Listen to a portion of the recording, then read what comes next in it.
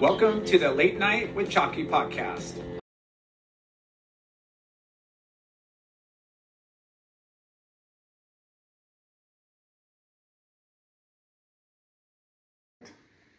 Friends and family, brothers and sisters, welcome to the Late Night with Chalky podcast. Welcome, 2025, our first podcast of the year. What do you got? A little capacity over there? A little capacity, A little Ashland. a little Modelo, Let's go. We got the Modelo over here. Modelo, Dude, our guest, we're starting off with a banger. banger. Our guest this week is a world-renowned superstar for his graffiti and fine art and vivid large-scale multi-layered paintings and murals. The surfer, snowboarder, designer, and prolific artist has crushed it the last couple decades. At least 2, 3. You're not that old. I am old. Gosh, it's been at least 2 decades, which is insane. His artwork installations and murals have been seen around the world, almost in every major city. From buildings to basketball courts to skateboards, shoes, cars, and apparel. There's nothing too big or too small. Woo! I'm not done yet, bro. I'm still eating. His celebrity client list is impressive, including NBA stars, rappers, actors, including collaborative commercial installments. Woo! Big brands like Apple, Nike, Target, Red Bull, Volkswagen, Adidas. The list goes on. He also has a big heart, and he gives back. He supports charitable causes that raises money for children's hospitals and disaster relief efforts. We welcome to the show the one-eyed artist. Kind of what we're going to learn about that. And the only person I know with 3 first names. We welcome Mark, or Paul, or Deren, or all 3. A.K.A. MadSteez. Woo! Dude. Mark Paul Deren.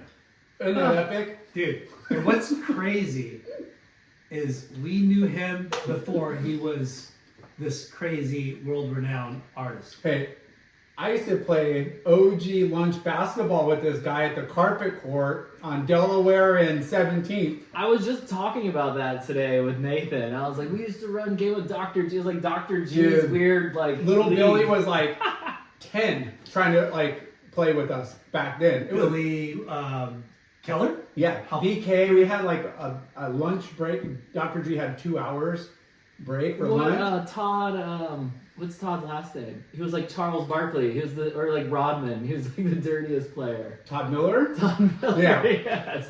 Billy would play dirty? He was so dirty. He would be wearing like a basketball jersey. Oh, he would every come. time.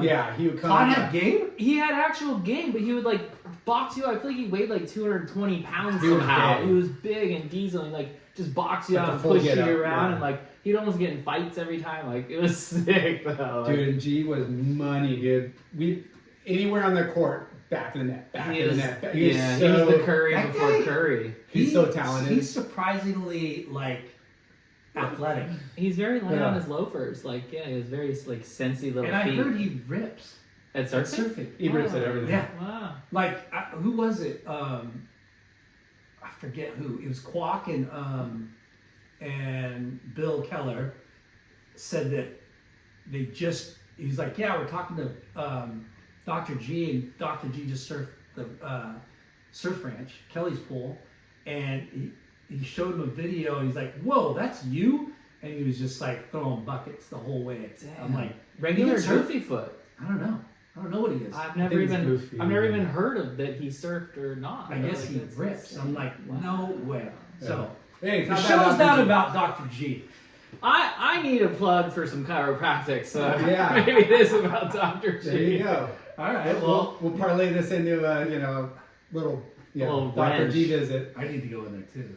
No, but I just remember like, dude, like we used to hang back like, fuck, when was that? Because I was a kid, and because Brillo, Darren Brillhart would be the one that would like bring me, and he was kind of Yeah. like my fold into even you guys, and like Yeah.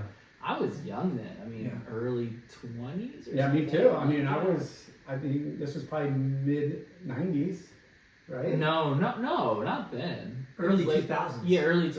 Early 2000s? I didn't move here till 97. 97? Okay, maybe it's right after you moved. Because what year did you graduate Huntington? 93. Oh, I thought you were even a year ahead of me because I didn't go to school when you did there. Yeah. Okay, let's start Trying to get our at timelines the together. beginning. And you're from the East Coast originally. So, not born and raised, but basically raised outside Washington, D.C., which terrible place to grow up. Awful. Delaware or what? No, Virginia. So technically Northern Virginia, but it's like 15 miles west of D.C. So closer to the same DC. Yeah, people think Virginia and think you're like a hick, like Virginia Yeah. Beach or like some shit, but like, no, like I was right outside D.C. Yeah, I've been to Virginia, and you're like right there in DC. Yeah.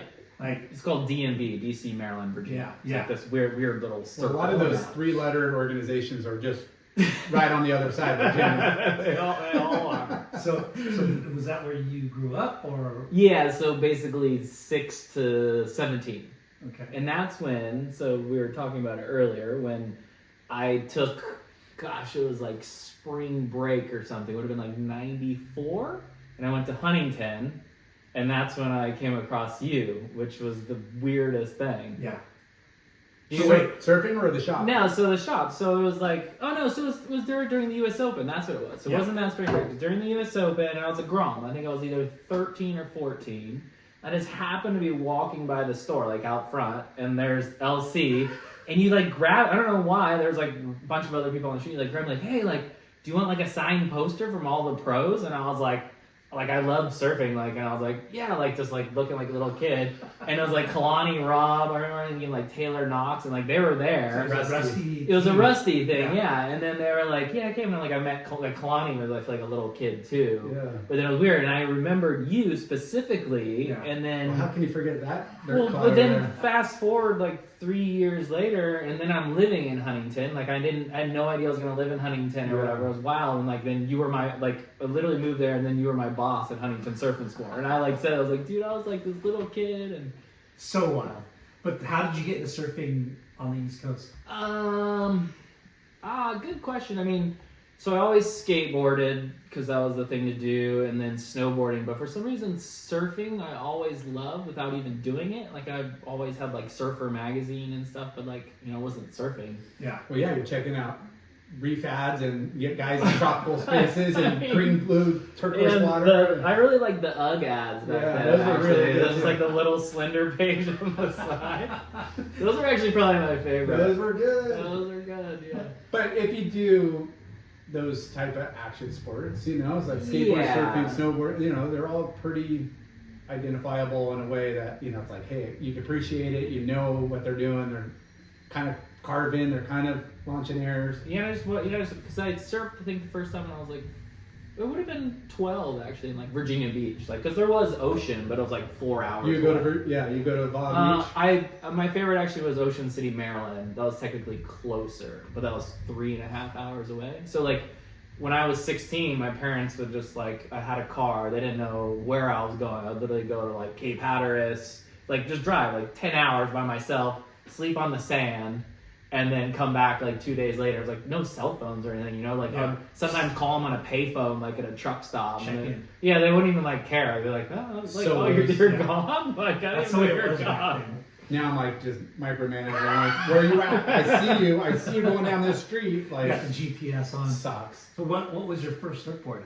It was a WRV. Oh wow. So, and it was the sickest, like, gradiented, it's almost like my color palette even. It was like gradient from like yellow to like orange to pink on the tail, which was, so I wish I had that board. It's Yeah. so sick. Used or off the rack or Used off the Used. rack, yeah. Because you're little then, so Yeah. it's weird buying Hard to boards find. that are like, Was it a thruster, single fin, twin fin?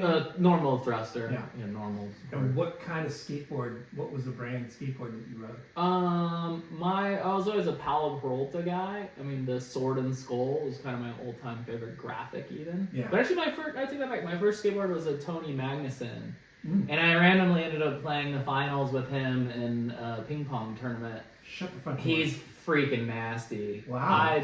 I think I might have scored 2 points on him. Like, and it was like like we both smoked everyone up into the finals and then got And against he's a him. ping pong player. Huge, nasty. And for those that don't know, That's Chin. Tony Magnuson is Shane Magnuson's Yeah. dad, but Tony Magnuson was a professional skateboarder, Yep. and he started Osiris. Yep. Crazy. I Yeah. forgot he started us. Yeah. Was he a start? Did he start H Street as well? Because that was a I think skateboard he brand. did start H Street with what's that other dude's name? There's like what the heck is that guy's name? It'll come to me later, but those two guys started Yeah. H Street. I've tried to rebuy that same board on like eBay, but it's like $1,000, $2,000. It's like a weird X-ray skeleton. It's like very obscure. I don't think there was that many made back Yeah. then, but that thing I still remember. What kind of skateboarding were you doing? Like Um, straight, like yeah, we would build Mini ramps. Launch not ramps. even launch ramps, Yeah. like the full like 6-foot launch ramp to flat. You know, it's like methods and 360s. Yeah, you go find a couple of sheets of wood, some 2x4s, and hope Literally- it doesn't break when you're launching. Yeah, literally, like my neighborhood was all like we were like the first house in there, so just like an open playing field for like finding like wood to build stuff. Like it was sick. that's awesome. It was actually cool to grow up in that era in Virginia because it was like that happened. But when I moved here, I was like, what? Like I had to take surf class. Like I was like I had to go surfing. I was like, how's that? Whole even, nother level. how's of that like, even real? Like what the freak's going on here? no gym shorts and running around the track doing calisthenics. Oh yeah, and I grew up like I was the quarterback of the high school football team. What? Like, yeah, no, like, You were a jock? I was a full jock. Like played on the high school basketball team, like that sort of thing. And like I got here and I was like, I remember like when they say like on the speaker like the surf team did this, like like Timmy Turner got first, and then like the football team we lost 72-0. You know, I don't give a shit about sports. So, on the East Coast, you started surfing Virginia Beach and Delaware. Maryland. Yeah. How were the waves when? Not the best, because like I had like Surfline back then where we would call you. Yeah. It's like 1-900-976 surfs, and if you paid, it would like literally give you a call. Yeah. And my mom would be so pissed because you get a call at like 4 a.m, like who the hell's calling? Wait, they would call you? Yeah, they would call you. Some weird service they had. It was like 96, and they would call you because like there's no cams. Yeah. And you'd get it, and like, fuck, I was 3-4 hours from the beach, and like I'd get it like 4 a.m. I was like, all right, I guess I'm going surfing, like, but you don't know what the I report didn't know was. they had a service that would call you. Yeah, it's gangster, and Yeah. like but you didn't know really what the waves were doing. I just go if it said if you just got the call, and so I wouldn't know. I wouldn't know the When it's water. good, Wouldn't know when the water temp, like nothing. I just show up. They probably had a list, and when the waves got good in the area, they just started hitting everybody up. Yeah. So what shops did you used to visit? Like, Well, there was a WRV local and- one. It was East Coast was the shop, and there was also one called like Sunshine House, which was local. Also Fairfax Surf Shop. And did you ever? I wonder if they sold Luca stuff or not. But those are like in. those all sound familiar. They but weren't on the beach. Those are all like inland shops. correct. Yeah. And then the one I guess in Ocean City would be like K Coast. I think. it K was. Coast, yeah. Yeah. I remember the owner dude was cool back then. Still one of the best shops around. for Really? Sure. Yeah. Wow. They're like one of the top tier, in my opinion, On like, that. on the Yeah, East because Coast. of- Yeah, they're like Proof Lab or Jack's HSS Hobie here. It was cool. It was like in an old shack. I think I remember like a wooden like kind of A-frame shack. Is that? Imagine it's not the case I anymore. think they've upgraded over the years. yeah, Ocean City is a little They're bit still in seedy. business. They definitely upgraded. yeah. Yeah, Unless you're Frog House or ET. Frog House hasn't changed. It's Pretty so sick. OG. ET still makes cardboard signs, bro. Yeah. I love those places. Yeah. Yeah. So, Grip tape everywhere. so you were a jock. I still am a jock. Yeah. Like absolutely. You played basketball Football, baseball, not soccer as much. I mean tennis, everything. and were you playing like for the school and like Pop Warner or? Yeah. Like I mean, I played football since I was like 6 to 16. I was like supposed to play college football. You were. Yeah. Wow. I was like had scouts coming and stuff, but I literally just pulled the plug. I was like, it became a job when I was 16 years old. That's that is wild. That's a threshold. When things start style of music, girl, everything starts pulling away from like literally sport. going to practice. You'd be at Yeah. practice. You'd have to like work out before school, Like, what the fuck and am I then doing? like you'd get out at school at 4, and then you're there till like 8, and like this Yeah. sucks. I just want to like do anything. Just wanna hang with but- my friends and- yeah. And the professionals, they start at 6, 7 years Yeah, old. right. Like they basically train. I was bred like my dad wanted me to like play in the NFL. So Did he play? No, he sports? wasn't. He was always like he like was always kind of like living vicariously through me because he wasn't as good as I was, I guess, you know. But then he became like my football coach for a lot of years. Like, That's cool. Do you have siblings or? I have a sister, yeah, Okay, but you were a star athlete. yeah.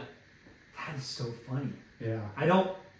I would have never guessed. But the difference between when we grew up and now is you did play all these sports because they're different seasons. Yeah. And now They're specialized. they just stick you into one and that's your life. Yeah. But that's a California thing, not on the East Coast. When Really? you see these dudes like on the East Coast, they're playing like basketball and football. It's like California is like, I mean, because you can do it year round in a way. Yeah. You know, you seem like you're just playing football all year. Like it was definitely a different just seeing it out. Yeah, we had to sign up like, oh, it's spring, it's, soccer or baseball. Oh, it's Yeah. fall, it's football. Like basketball, you always seasonally you would just pick a different sport. You played sports up until high school. Yeah. Okay. I mean, I still do. You were, I know, but you were Yeah, quarterback of the high school. you were football team. quarterback. Yeah. Of what grade? I stopped when I was in 11th grade. Wow. Okay. Yeah. Because Yeah. quarterback is a huge position. Yeah. It's the most important position on the football team. I was 1 year. I was not the quarterback when I was like 6, and from like 7 to like 16 or whatever, that was my position. That is so wild to me. Yeah. You have to be you have to like know everything. I was just talking about that. With Please send us some like homecoming like jock photos. I have like one video of it. That's it. It's just like a 15-yard pulling out of the pocket, like running and throwing like a 15-yard pass. That's like all I have. So, when did art become your thing? Or when did you start like drawing and? So graphic design started first. So I had in early high school, maybe like 14, 15. So randomly, my mom had this job at this weird like information tech company, and they sold Photoshop. So I became a Photoshop sales rep when I was like 14 or 15. Like there was like she was just like, it was like my mom's boss, and she's like would have me like cold call companies. I was like a little kid, and I was like, what the fuck is Photoshop? Was your mom getting the kickback or No, my mom was like working HR. She was like set me. It was like it just happened to be in the same building. Like there was different companies within this office, and I was like a Photoshop salesperson. At 14. Yeah, and it was like Photoshop 1, I think. It's like 1994. Did they give you a script? No, they're just like there's like it's just literally just cold calling these companies like, you want this program? Were you using it and you knew how? No, I didn't know anything about it. Well, by default, I was like, well, what is this thing? And like I took it home and it was on like 12 different discs. Like not even, it was like a hard disk, like reloaded. Like Photoshop 1 was insane just to load your computer. So by that, I don't even think I sold one copy. But I got a copy, or like technically I stole one. And I just learned Photoshop. So I started making t-shirt graphics like in 94. So I started like my own t-shirt company in Virginia or like DC. At And 14. Yeah. What did you call it? That was called Playa Negra, which You kept that for a while. yeah. So I was gonna even tell you that. So because I would bring in my weird little booklet that I'd have at Huntington Surface Store. So it'd be like on the clock working, and people would want to see this booklet. It'd be like selling t-shirts on a surfing sport. And one time he got so pissed at me. I remember. I did? Yeah. He was like, "Don't bring that effing book here. Like you can't be selling t-shirts on company time." And I was like, "Whoa!" You like kind of scared me. Like you're like the scariest look on your face. He's a dick. I don't remember that. Yeah, I was. You rated that early. No, I swear, because I was hustling t-shirts out there. That's funny. And I was Mark, like you selling been a lot. selling $20 in stickers in the sticker counter, bro. Because I was at the register at that point, and like I think it like I don't know what it was. It was definitely like defecting from work a little bit, Yeah. But I was hustling tees. All right, we'll get to you moving over here. So you were doing that, and you started Playa Negra way back then. Yeah. Wow. And I'd never been to Playa Negra. I was just like seeing in the back of like a surfer as like Sounded a cool. destination. It was a good surf spot. It's embarrassing now. And but, where were you getting? Were you printing them yourself? Like, where were you printing the shirts? Yeah, just myself. It was first started with heat transfer, and then we'll like just iron on, and then I got like the real heat transfers, like dye sub, and then screen printing. Epic. And I was just doing it all myself. And I remember I ruined like my mom's kitchen table. She's like, when you get big, you have to buy me a kitchen table. I never bought her one. I guess I never got big. I never made it.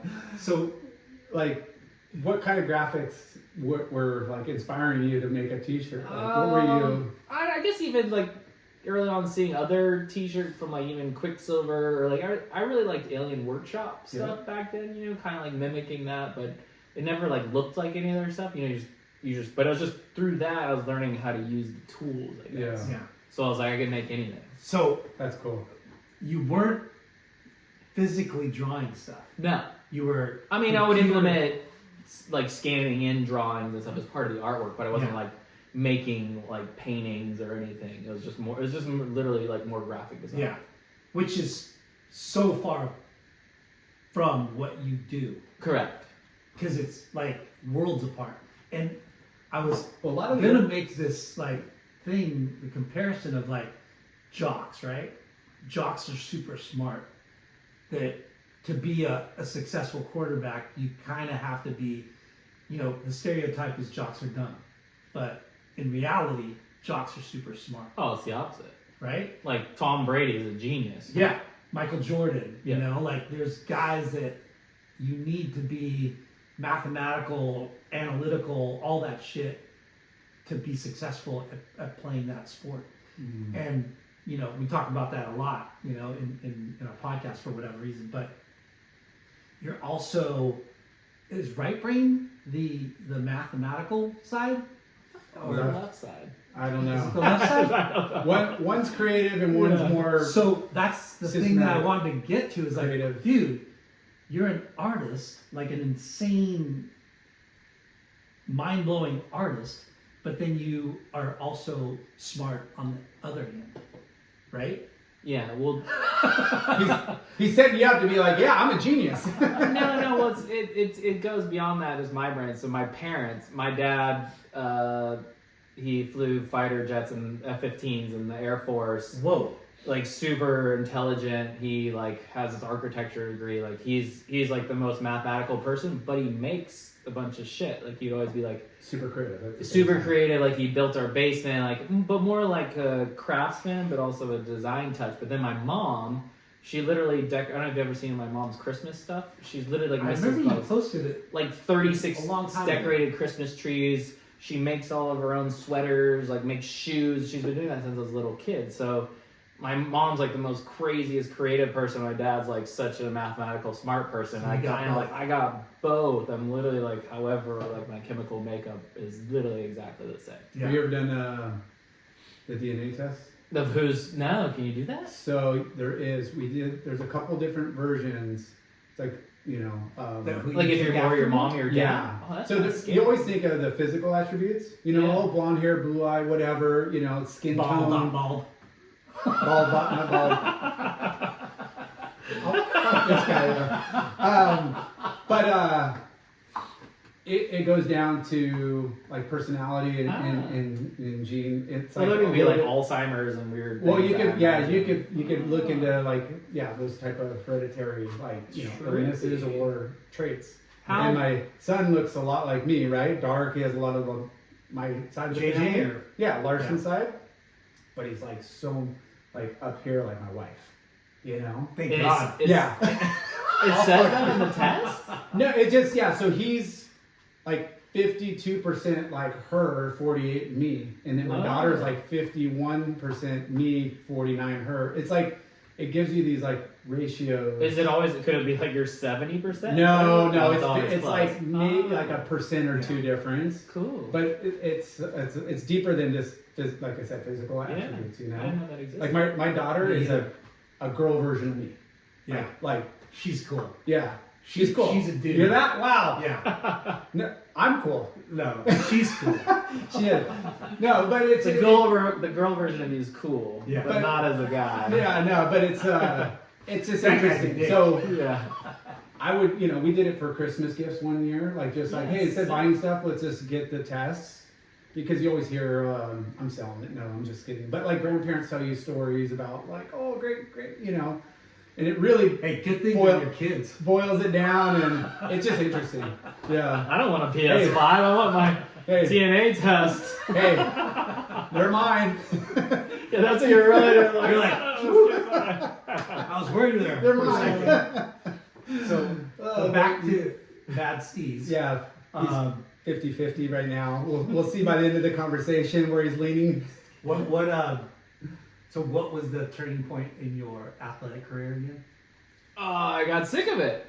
That was the turning point. Girls, music. Too much It wasn't friends. even girls. I'm just No, saying. I wish it was girls. The girls didn't like me. 16 though is that that kind of threshold where like Yeah. you got freedom, you're driving, you're like I wanted to surf. I wanted to be gone for 2 weeks in Cape Hatteras. yeah.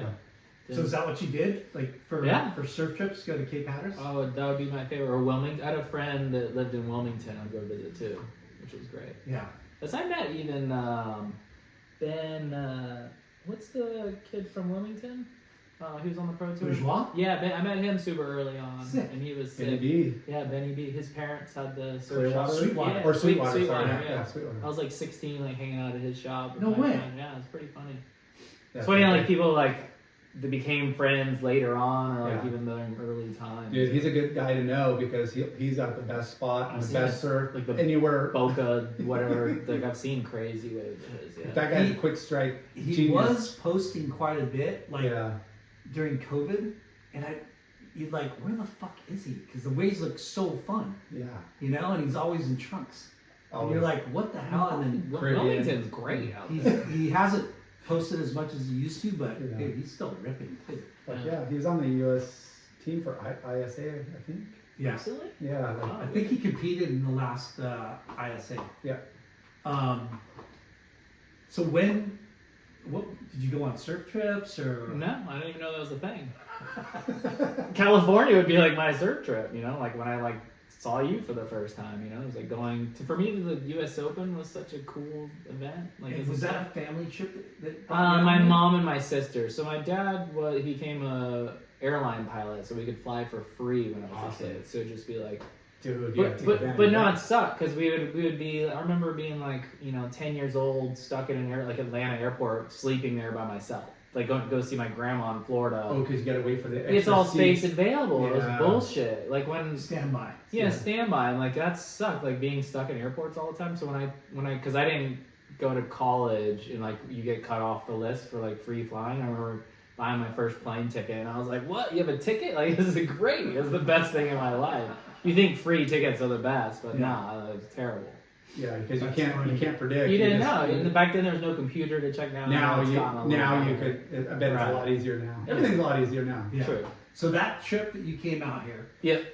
and you were like 13? 13 or 14. I was like, I needed to live in California because of that trip. It was like, Yeah. this was my end goal. I was like, I want to like live yeah. in Huntington Beach. Where did Well- you stay when you came out?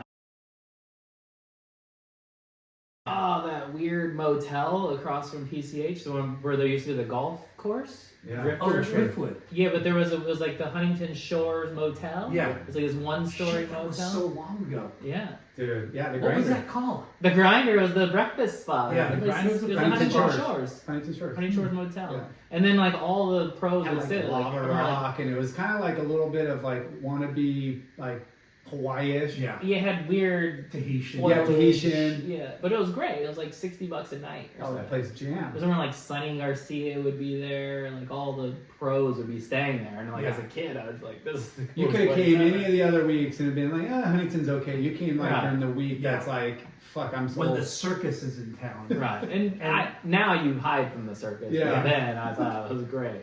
And you were a full-on like surfer. Full surf turkey. I mean, embraced. I couldn't surf that well, I feel like, but just loved the culture. Yeah. In the magazines, watch Everything. the videos. I was a freak. Did Yeah, you know so- like all the brands were kind of located here, or it's just kind of like no, didn't that really know? wasn't. Yeah, it wasn't. Because you're a kid, you're just looking at magazines and surf. No Grande idea. Boy? Huh? Did you bring a board? I think I would, yeah. Yeah. Yeah, this weird hard case. Actually, it was the most nightmare thing to bring. It was like the plastic was so big. Yeah, like a guitar case, but Kinda, yeah. I don't know why I thought that The was a sleeves good slipped idea. together and they Yeah, buckle. exactly. And it was Yeah. blue. It was like kind of fluorescent blue. Weird color, and that was it. And You my were boards here would for still what? break on the inside. how long were you here for? Just like a week, like Yeah. 5 days, 6. All my trips would be super short, just for like whatever flying purposes. And that was Changed my life. I was like, Changed your I gotta. And then for some reason, it was Huntington. It wasn't anywhere else. Like, I gotta be in Huntington. yeah. And for a kid, for his first time coming to Huntington during the U.S. Open, you're seeing all the pros. You're seeing all the bikinis. You're seeing all the surf shops and surfboards and everything. Dude, town's blowing up. Yeah, town's blowing up. It's hot. Waves are Waves are firing. I remember being. I mean, for me, I could yeah. care For less. East Coast standards, yeah, it's like, magic, right? yeah, yeah, So that must have been super pivotal, like you said. absolutely. You're just like, holy shit, this exists in life. I was like, this is my life. This 'Cause is we- gonna be my life. you know, for us, it's like, We're just spoiled. especially for I can you. only imagine. So I'd always be like, "Fuck!" Imagine growing up here. Like I Yeah. could only imagine like whatever skill level you would be at, or like anything, you Yeah. know. But you guys are lazy. Not you specifically, but Yeah. Californians get super lazy. Totally Spoiled. Correct. spoiled. Correct. But it's so funny hearing that, you know, when we take it for granted, and you know, us working at the shop, meeting kids like you that eventually like make it their life here or make their way here and go, oh shit, like you love it that much, you're gonna Meeting Figure you, out how actually to- just meeting you is a pivotal point. Yeah. Literally, I was like, whoa, people are so sick here. Like, that's really? so funny. Right. So do you, okay, you told me the story, but you said you like walked up. I and wasn't then- even going to the store. I was like just walking by, because I think there was maybe it was like the Probably signing was you were over. just setting in up- between, oh, it was yeah. I think it over. was over, and you had like this. I put the poster on my wall. I had it on my wall forever, like back home in DC, and like you just happened to grab me out of the blue, like for no reason. You Yeah. know? Like I wasn't going there. I think I was walking just down PCH, like I was gonna cross Main Street. Yeah. And I said, hey kid, Yeah. you want a poster? Yeah, come here. And then they signed it like in front of me, and I was just like, "Whoa! Like, holy cow!" And you knew who those Yeah, surfers were. absolutely. Yeah, That's so funny. yeah. Yeah. What a cool guy I was. Until you told me not to be selling T-shirts anymore. So Hey, come work here, but don't. Yeah, but yeah. so you go back to DC. Yeah. You keep surfing. You quit football. Yep. You didn't go to college. No, well, so it took. My parents got divorced probably shortly after that trip, I feel like. So it was always like, I was like, let's go to California. I was trying to get either my mom to go to California or my dad. And then finally, my dad, I don't know why, because since he was an airline pilot, he could technically work. Easier to. It wasn't. He actually still had to fly to Philly to like go to work, which was cool on him to like literally, like to go to work. Imagine like, well, every time I go to work, like now I got to fly to Philadelphia because he was based in Philly then to go to work. So, but we ended up moving for my senior year of high school here. So I went to Huntington High for senior year. Wow. Yeah, I didn't know that. yeah. Okay. And then I started working at Surf and Sport within 2 weeks of moving here. And how'd you get the job? So that's where everyone's like, you would never get a job there. Like apparently that was like the most impossible thing to get. How did you fucking figure out to get your dad to live in Huntington where your dream? I was persistent. It took like 3 years for that to happen. And we moved to like Pacific Ranch, you know, that like little Yeah. gated. Yeah. The place is great. I loved it. I loved the Yorktown. Yorktown. Yeah, straight down Yeah. Yorktown. Like I'll have my wetsuit on, jump in the hot tub like after a surf class. Yeah. But so made him get to there. I lost my train of thought. So what was I saying about? You got him to commit after Got 3 him years. to commit. Oh, how did I get the job at Huntington? So Oh, yeah. I met. Do you guys know John Escara? Of course. Okay, so John Escara is also another pivotal person in my And career, he's from so the to speak. East Coast. He's so surfing always Tower 3, Tower 5. This is like even right when I moved here. He's a grumpy man, and for some reason, like I think he was like, "Grom, get it!" Like he'd always call me Grom, like get away from me, like talking shit. And then he was like, "Where are you from?" And I'm like Washington D.C. And he's like, "What?" Like so am I. And he was like so tripped out that somebody like in Huntington was from the same place, and we had some like mutual old skater friends or whatever, and I started hanging out with him. And he was much older, like Small world. probably 6 You know years. John Stira. Yeah. And It's I was just with him fucking recently. wild. Yeah, and so he just out of the blue, just meet him like probably the second day, like after living here, and meet him, and then start going to his house. And we went on a like surf trip up north, and on that surf trip was Joe Greenwald. And Joe was like a manager at Surf and Sport, and said something like, "Oh, like I want to get a job there." He's like, "Oh, just come in," and like went in like the next day, and he basically gave me the job on the spot. So Joe was there, and so was Ascara, right? Met Ascara, and then through Ascara, Joe went on the surf trip with us to like Okay. we went to like County Line or something. But for me, that was like a surf trip. Now, was Ascara already working at HSS? I don't think he ever worked at HSS. I think he did. He wasn't there when I was there. Really? Yeah, I don't know. I don't I'm think he gonna did. have to say he worked there. Not when I was there. Yeah, I don't think he worked there. We're gonna have to. We'll text him. I'll ask him. Yeah. Yeah. So Joe Greenwald hired you. Joe Greenwald hired me. Okay. Yeah. Because it was. Here you are living your fucking dream. Yeah, living my dream. And no one knew I wasn't from there. It was even in the high school. Everyone just like thought I was. I don't even know if they thought I was somebody else. But it was just like I had all these like friends, and like it wasn't like who's this new kid. Yeah. I just was like jumped straight into the mix. Like it is a big school, but it is cliquey just like anywhere. I mean, but yeah, I could only imagine someone moving to my school in Virginia like, fuck this kid, this nerd or whatever, you know. But I was just like, everyone was sick. Like it was super easy. The surfers were kind of an outcast anyway, so nobody really fucked with them. You know, like they didn't really have the like big team cliques. Was it hard for you to leave? No, No, you were. I wanted out. I wanted out since probably my first trip to Huntington. I was like, Yeah. I can't be here. This place sucks. It's literally awful. Because that's a huge life change. Yeah, I didn't care. Everyone's like, are you gonna miss your friends for senior? I'm like, who cares? Like, no. Which is kind of fucking nuts. Ballsy. To go for Yeah. senior year to a whole new school, Yeah. but They didn't know one person. you're like, I don't even care. It's fucking California. It's Huntington Right. Beach. It was And my dream. how ironic you meet another East Coaster. Within In the 2 water. days, 48 Yeah. hours, there he is. Yeah. And the fact that you got a job at HSS, which was hard to get, but Yeah. kind of vouched in, like Yeah. voted in. Like you weren't getting hired there unless No. you were No. part of the crew. I Like, I didn't remember- want to work with somebody for 4 to 6 hours, 8 hours a day and be like, fucking kook. Well, people would come in and Everybody ask for a job application. Like, yeah, right, dude. Like, I think we would have like, no, they're Not not. They're hiring. not. Yeah. I think you guys would tell us like to say that because every day you'd get like 20 of those. You Yeah. know? So you get hired. Yeah. You're going to Huntington Beach High School. Did you get on the surf team or? So Verdone, I remember like I don't know how it went through, but when he's like going through the roster, like the first kind of like after you've already been at school for a little bit, like he obviously didn't know who I was. And I remember he was like looking at like my GPA or something, it's like there, and I had like a 4.3 GPA, and he's like, wait, hold on. He's like, what? Like, what? Like, he's never seen anything above like a 2.5 GPA, like that's even been in the class. He's like, So- I couldn't get kids to That was show up to definitely higher than school. Larson's. So, Yeah. well, so he trips out on me, and so he ends up putting me on the surf team just to bring GPA up. Shut the front door. Yeah, I actually started making heats later on. Like I was like, I kind of learned how to surf a little bit, which is kind of sick.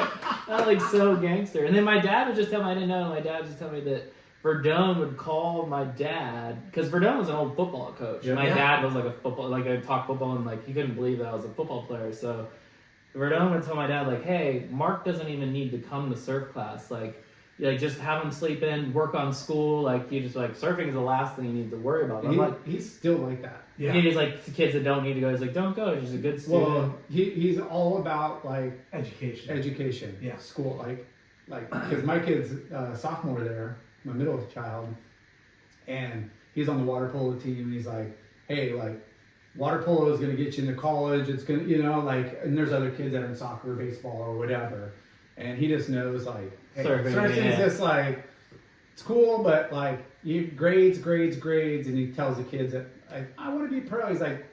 Yeah. He's smart. He's like, I've seen this many kids in 30 years I've been here that have had a decent career, and only this many have actually, Yeah.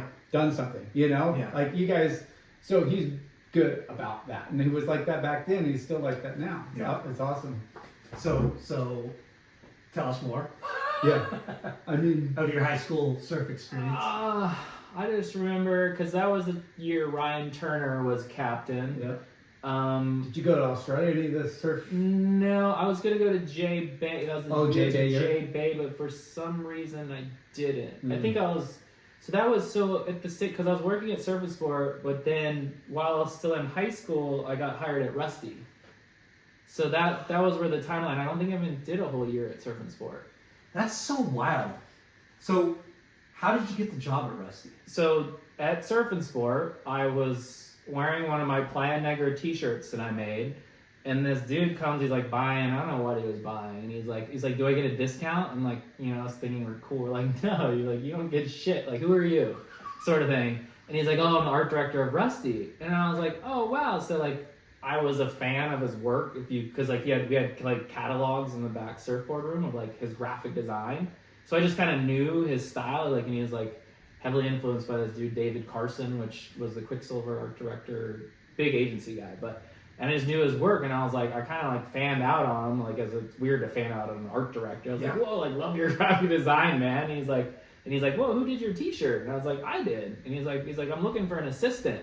And like that, he's like, oh, can you come in on Monday, like to basically have a job interview? Like I was supposed to go to school, and my parents, like, they didn't care what the fuck I was doing. I was like, oh, I'm gonna go to this job interview. They're like, okay, like. So you're still in high school? Still in high school, still at Huntington. So I go to Rusty, and PT was the marketing director, and I knew Jai, because Jai would always come over to my house, and I'm like, oh, I know your son Jai or whatever. And then he basically hired me on the spot, because like I did some weird test, like, oh, you're hired, and I'm like, oh fuck, I tell them I'm still in school. Like they thought I was like over 18. I was still like 17. Yeah.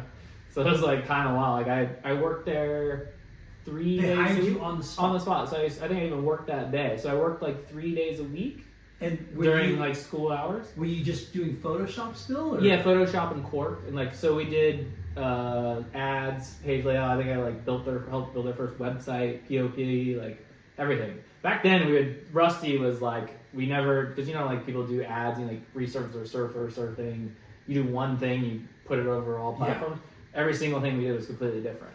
So it was wild, like our production level. But I learned for each magazine. Each magazine. Yeah, the ad in Surfer is not the same as Surfer. Yeah, everything was completely different. And PT was the man. He was the marketing director, but yeah. Kingsley Aarons was technically my boss, which he was a gangster. Like, yeah, he's who I owe like a lot of my like just fucking doing shit so fast, but also doing at the same time. What? Aarons. Yeah.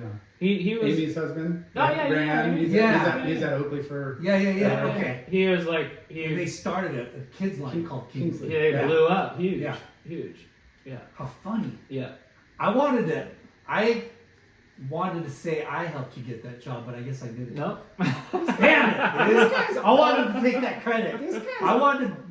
You were stifling me. Yeah. Bullshit! I was stifling you. But always... you did have me design one of the HSS catalogs. The first catalog I ever came out with was designed by Mark Paul Deren A.K.A. MadSteez. I might have shot the photos too. You might have. I don't remember. But I remember Josh you Moyer. did some graphics. Yeah. And I took that line to that was my first line to Japan. You took that even the catalog? Yeah. Damn. That was the first catalog that I went and pre-booked HSS shit. Damn. Yeah. Sick. So, and out of the gates, we did like $250K. First booking season. I was making $4.75 an hour.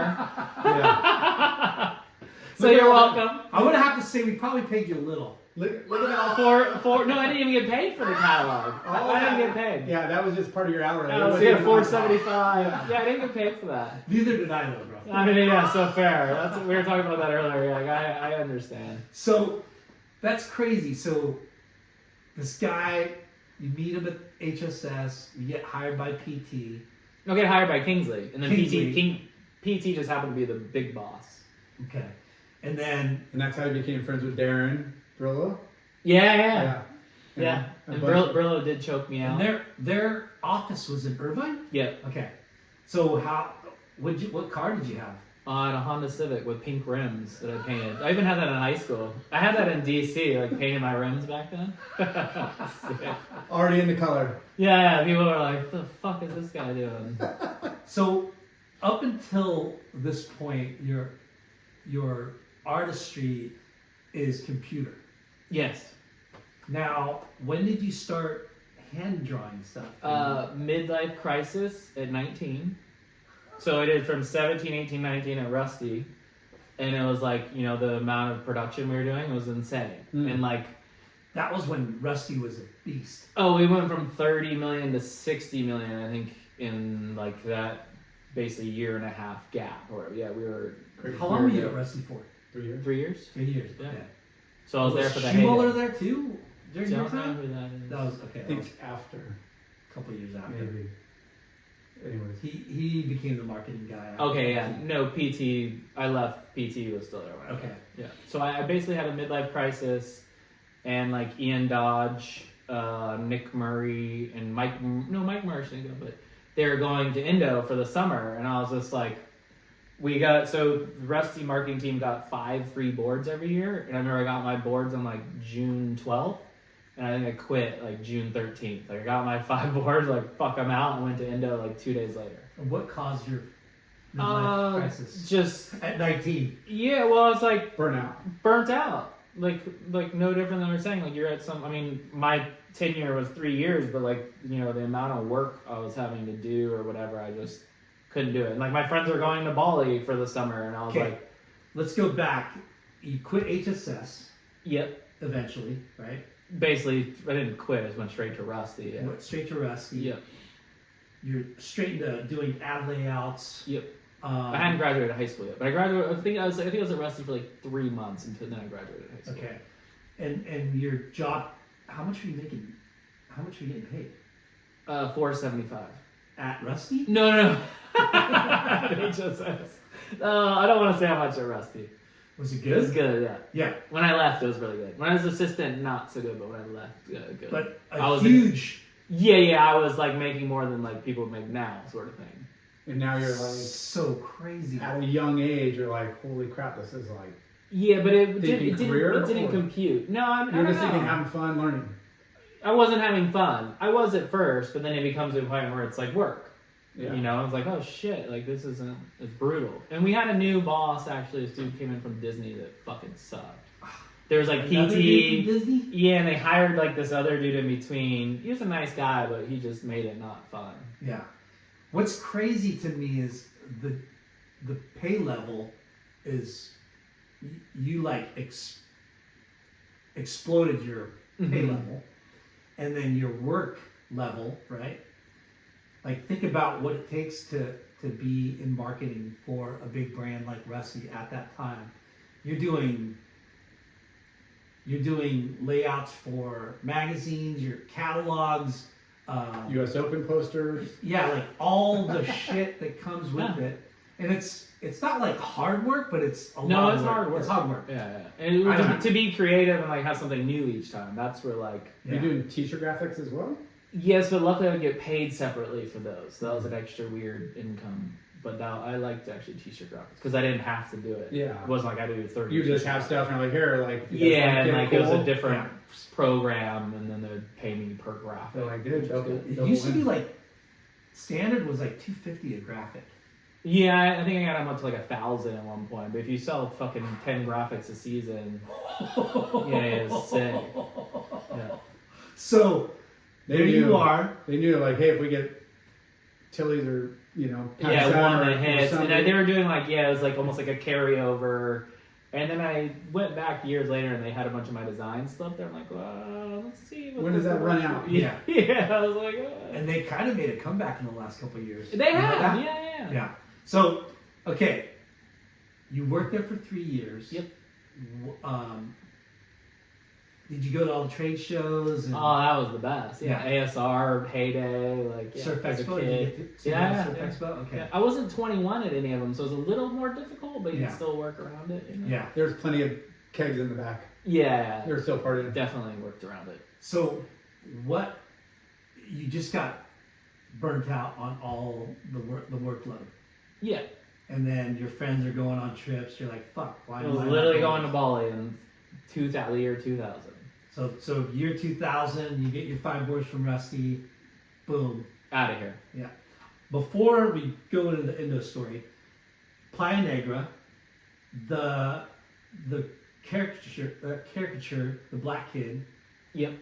Doc Adiel.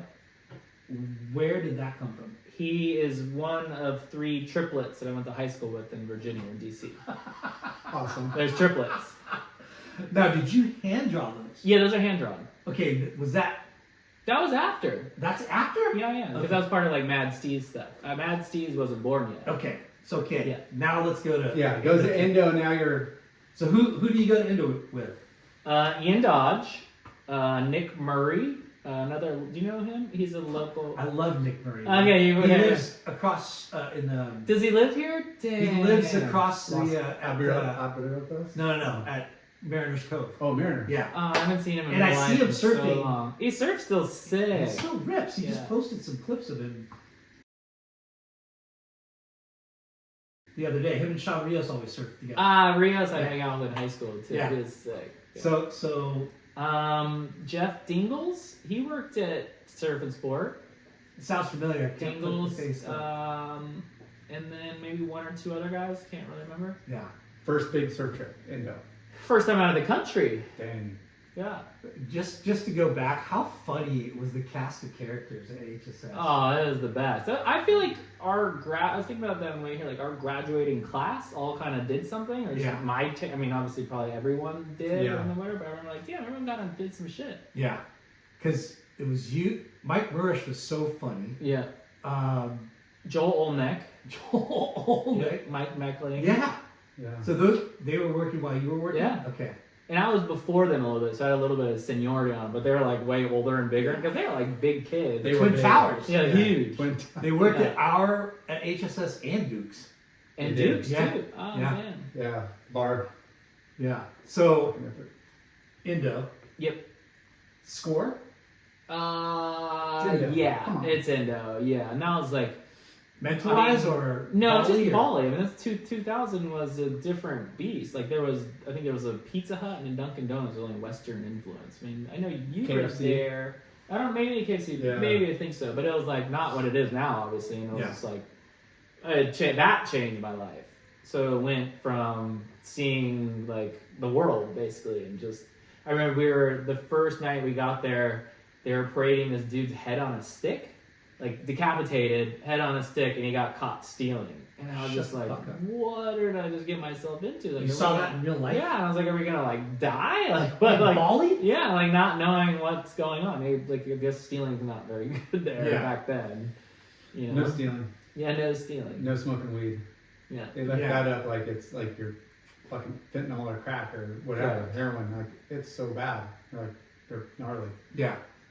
And it's the weirdest, most docile like place sometimes Yeah. Yeah. with the Buddhists, or Buddhism. right? Well, Bali's an anomaly for the islands because it's strictly like, yeah, Islamic, but like Bali is very cultural. A lot Yeah. of Europe, a lot of like Germans, Dutch, Yeah. English, Australians. Yeah, back then like, it was super European. It's a I very feel like mixed island, but yeah, Hindu, Christianity. Yeah. It's like the weird kind of- Mix. Yeah. So you get there, that first sight, that's what you see.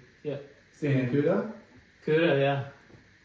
So fun though, huh? I like couldn't believe that existed. It was like me seeing Huntington for the first time, and like when I saw Bali for the first time. And who were you with? Ian Dodge, yeah, Dodge. Dodge was a little scared a little bit for the whole trip. I could see that. He I was could a see little that. nervous. No offense to Dodge, but like, yeah, we were supposed to be there for like 2 months or something. Like most of them pulled the plug early. Like I know Dodge went home Run out of early. money or just No, kinda just burn like out before it's break? missing home, or just Yeah. scared of being Pussy. Yeah, pussy. I mean, we were 19, like, Yeah. Yeah. You, I remember the first time I went there. I you're was trying like, to figure out how you could live there. Yeah. Oh yeah, I'm like, why would you want to go anywhere else? Like So where- $5 a day. Where did you surf? Well, I remember first airports. I remember like that Yeah. was my favorite session. Like the first sesh. Take some pongas out. Yeah, you had to take the pongas out, but even just Uluwatu, wasn't even that crowded back then. And I remember we surfed Canggu because we were like, let's find a ride. I think they were all regular foots. So we found Canggu and I was like, there's nothing. There wasn't even warongs, nothing. Yeah. And like, I can only imagine seeing that now, but I don't remember breaking in one spot. Like this Yeah, they one have night. there's like 2 or 3 little. But now I feel like there's like waves all the way around. I'm like, Yeah. I don't remember that. There's a lot more of the coastline along Like everybody just went to The one. yeah, Like the river mouth, was and, just. and you're like, what's that white water? I don't know. We didn't go check it. What's the white water down there? I don't know. We don't really. And you'd be kind of like the It's kinda taxi like- driver wouldn't take you or something. But even the locals, they're like, I don't know. We just come here. Yeah. And like, without getting sidetracked, same thing with Coronas. Like we were surfing a spot, like maybe half a mile up the coast. Yeah. And we're like looking at the coast bend. It looks like you can see the backs. Like, fuck, it looks like it's pumping down there. And they're like, yeah, we never really checked it out. And I'm like, wait, what? Like, so we just go and like figure out how to get, because there's no access. All like there's private it'd be, like, land. There's jungle no or like something. access. My first time ever was with him and all the fucking pros, right? And it was mind blowing to me because it was perfect. Wave after wave. But the first day that we surfed, we walked through the fucking jungle, Cool. and it was like we're walking with, I think it was Gurr, it was Shane Dorian, Conan, The big Ross, heavies. Machado, Yeah. and we walk out to the beach, and I'm sitting here with all these gnarly dudes, and there's no one out in the water, and just us. And I'm just like, what? Like, this is so weird, you know? And I don't even think I surfed that day because it's kind of sketchy. Where did we go? I don't Baldwin remember. Island? Was it No. Turtle Island? I don't know what, I can't remember what it was. I don't know It was a either. right, and it was really reefy. What And I year is remember, this? what year was that? 99 or something like that? That's the Maybe. same era. Maybe. Yeah. And, but oh my gosh, dude, that trip was insane. I wouldn't say it changed my life, but it fucking like, How did that not change your it, life? it probably changed my life. I went there maybe 4 times and then went to the Mentalized once. Okay. But oh my gosh, like, Yeah, you go. It's like, how do I come here more? How do yeah. I live here more? Spend But- more time. Dude, I used my American Express to pay for the hotel, and we were there for 10 days, I think. And we ate, I bought clothes, we did fucking room service, and it was like, I'm like, oh shit, this is gonna be so much money. And it was like, figured it out, it was like $250. Jesus. For 10 days, like you can't even like eat. I was like, That's what more than the one day's food. I'm like, I'm coming here again. Yeah. Not anymore. Fucking No. blowing up there now. It's a little strange. Yeah. So you were there for 2 months. Most of the guys stayed a couple bailed. Yep. And what did you do when you came back? No job? No job. Started painting. You had money saved. So were you? I had money saved from. Did you Rusty. bring anything to like keep your mind busy? Were you No. I'm just surfing? Literally just surfing and So wait, at 19, what was your title at Rusty? art director. You're the fucking art director. Yeah. The main art Yeah. director for a global brand. Yeah. So you're making 6 figures. Yeah. Which now is like a lot of money. Yes. We're like, fuck. Yeah. And you quit. Quit. I know you were burnt out, but did you think it through? Like, No. I have a bunch of savings. I'll get a job I somewhere didn't even else have a anywhere. bunch saved. Like, yeah. you're just 19 and just said, fuck it. Yeah. I think in my life, I've realized I can just say fuck it pretty easily. Just walk away. Yeah. It's a skill and maybe a curse, but like, Yeah. it's kind of a skill. Yeah. Yeah. So you don't owe me. Fuck you. I'm out. Yeah, like, I'm out. Yeah, it's like, I'm out. Yeah. It's beautiful. It's really. He always says that the number one word in the English dictionary, or the most beautiful sexy Is no. is no. Because, I mean, Are you gonna come back tomorrow? No. No. that's what's crazy is you didn't go to school for this. Mm-mm. It basically just happened out of thin air. What your skill is, what your God gift, like your Well, some intrigue. Obviously a series of events. Photoshop Sort to of. this, but wearing the t. I mean, it just didn't happen. Like he's already had T-shirts, and everything led to something else. Right. But it literally like a rocket ship. Yeah. Like showing At up to 19 California though. to. I'm trying to like make this so crazy because it is crazy. You're 19 years old you're the art director of one of the top 10 brands in the surf industry. Yeah, and I was doing that when I was in high school too, which is crazy. Yeah. Even. That's what's so mind blowing, and you get to that position, you're making that kind of money, and you go, I'm gonna get my 5 boards, I'm gonna go Bali. It's like some Doogie Howser shit. Okay, so the trip is insane. Insane. It just changed me. So obviously, I mean, just even so, I actually say my color palette is from Balinese sunsets and sunrises. You know, their masks, everything revolves around like purples, reds, oranges, yellows. Like that's just like You know saw that's color. You're like, I could identify. I like it. Yeah, it's like so that resonated with me, and it transcended beyond just visually. It, like basically like pours out of me now. So, have you ever been into drugs or psychedelics? No. Never. No. Not, you don't drink that much. You don't drink it all. No, I drink more now than I have been. Yeah. More to help my back and stuff. What's up, Dr. G? Yeah. So, this is super interesting, you know, because we'll get to it, but all this art and what you're really famous for, it just came to you naturally, and you did such a big job making good money, and then you just split. Just split. Okay, and then you get your inspiration, your color palette from Indonesia, and when you were coming home, did you think about your next step? Like, what was your next No step? idea. No idea. Well, I knew I was gonna go to Europe actually. So because I knew I was gonna come home for Bali for like 4th of July. We always had crazy parties. Did you know Ronnie Nelson? Yes.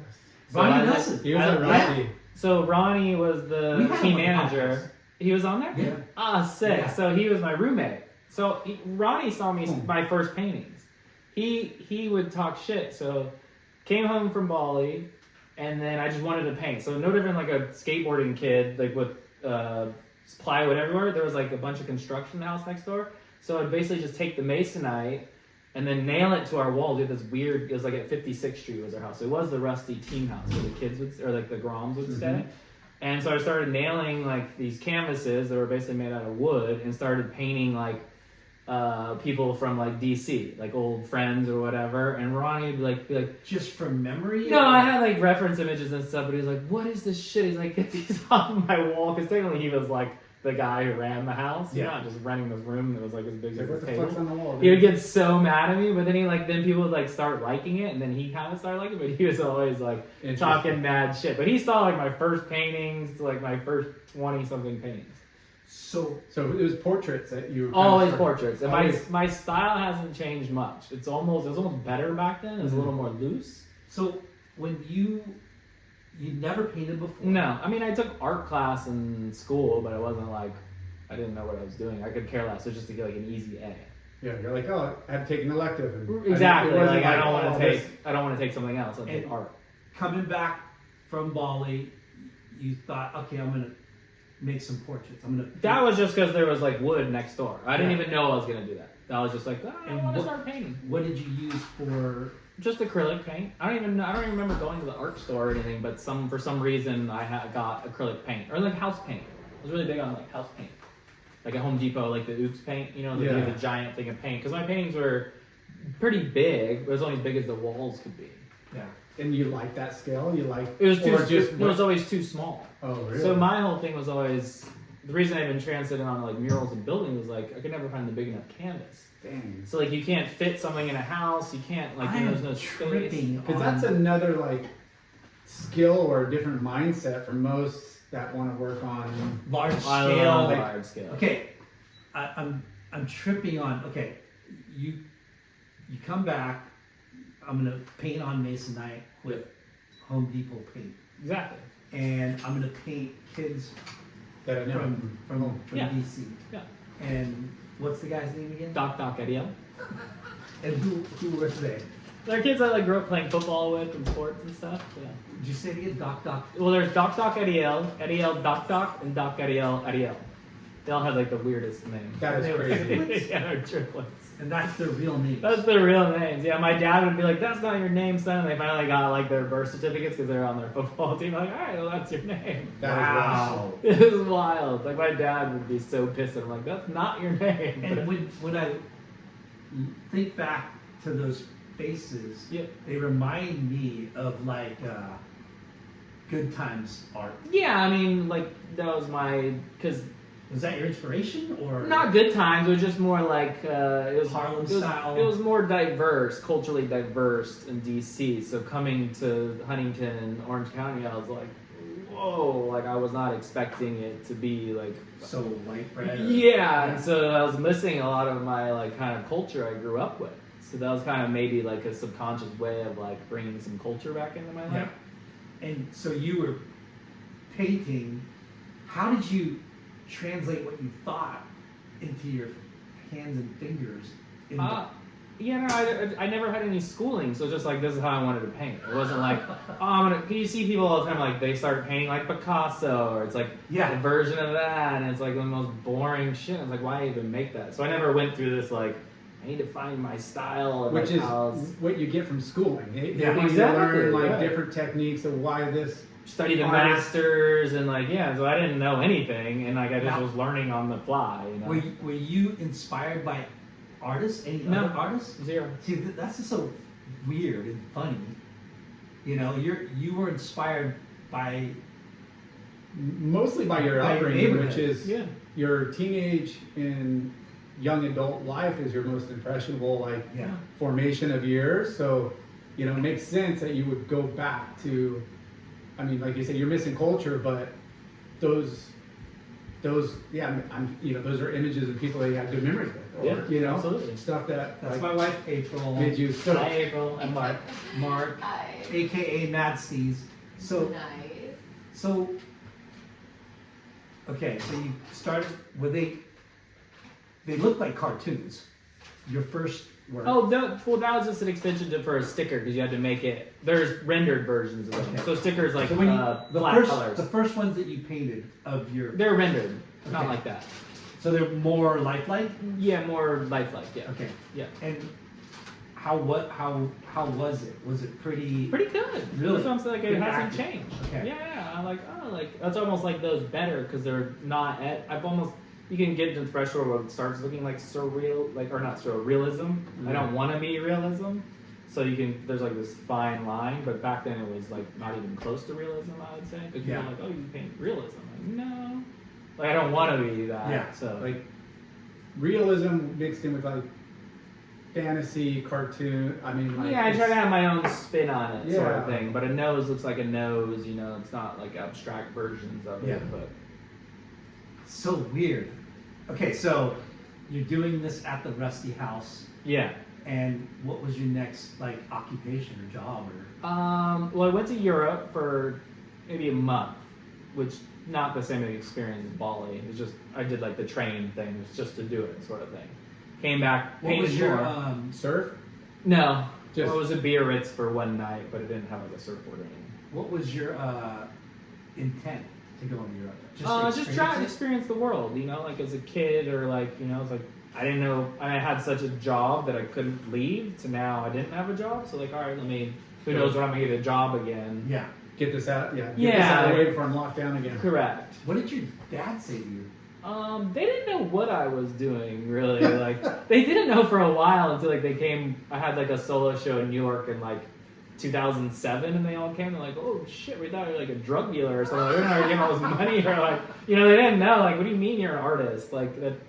They like where I come from or whatever. That's not. Then no one's an artist. Like it's not an occupation. So you go to Europe. What, Yeah. what countries did you go? Pretty much. I mean, there wasn't as exciting. It was just like traveling through like Germany, Norway. Like it was cool, but it wasn't like didn't have the same effect Bali did. Yeah. You know, I was a surfer, so for me, it's almost like oh, I want to be surfing. Did you go solo? I went with a friend. Okay. Yeah. So, but not the same effect. Backpacking style. Literally, about like jumping Yeah. on the train and just it was And rough. did you get I know you wasn't Bali inspirational, but did you get some kind One of the coolest things I thought was, I think I was in Austria at a random train station and somebody was wearing one of the Rusty t-shirts I made. No way. And I was like, wow, that's cool. Like just seeing it outside of, Orange County, or like just the reach resonated with me. That like, whoa, like, okay, you can have an effect outside of your circle of wherever you are.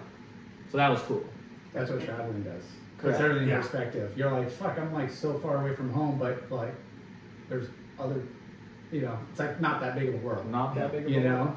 It's cool that traveling inspires you to do more, right? It makes you like appreciate what you have, but then also makes you aspire to be more, For sure. right? I mean, like, and just the differences, Yeah. like how they, just, I guess, opens your mind to more than what you're brought up on. yeah.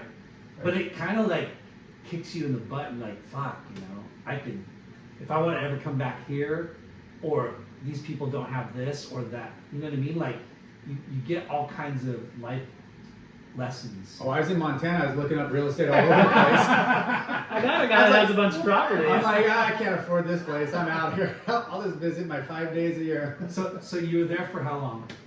Just a month. Okay. Quick. And then what did you do? Came back. I didn't have a job like you said, but then this is year 2000. I made MadSteez.com, so I became MadSteez.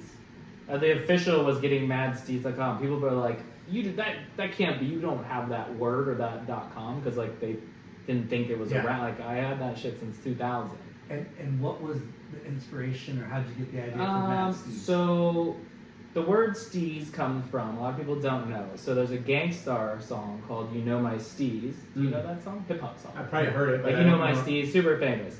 But the word steez comes from DJ Premier sampled Method Man saying steez, like in some track or something. So it's actually Method Man saying steez from Wu-Tang.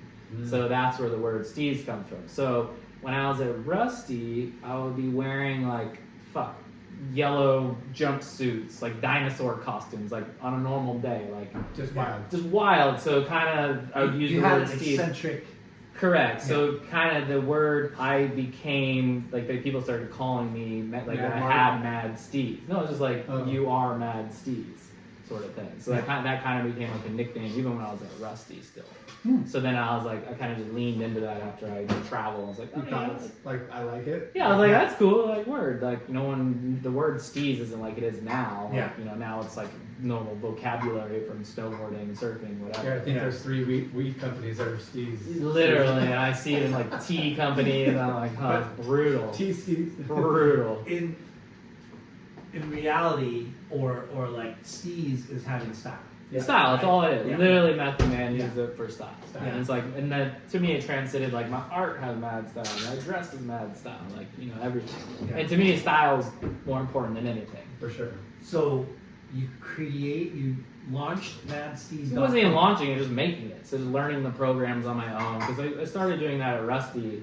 And it was like, then like websites were just kind of hitting. And like I learned Flash, which like, I swear it had like, to this day, like one of the sickest websites of all time. Like integrated like stuff moving and like so like interactive. And like they ended up changing, like Steve Jobs had a fight with their owner. So websites don't look at it like that anymore. But then through that, PT then went to Surfing Magazine, and he hired me to do Surfing Magazine's first website.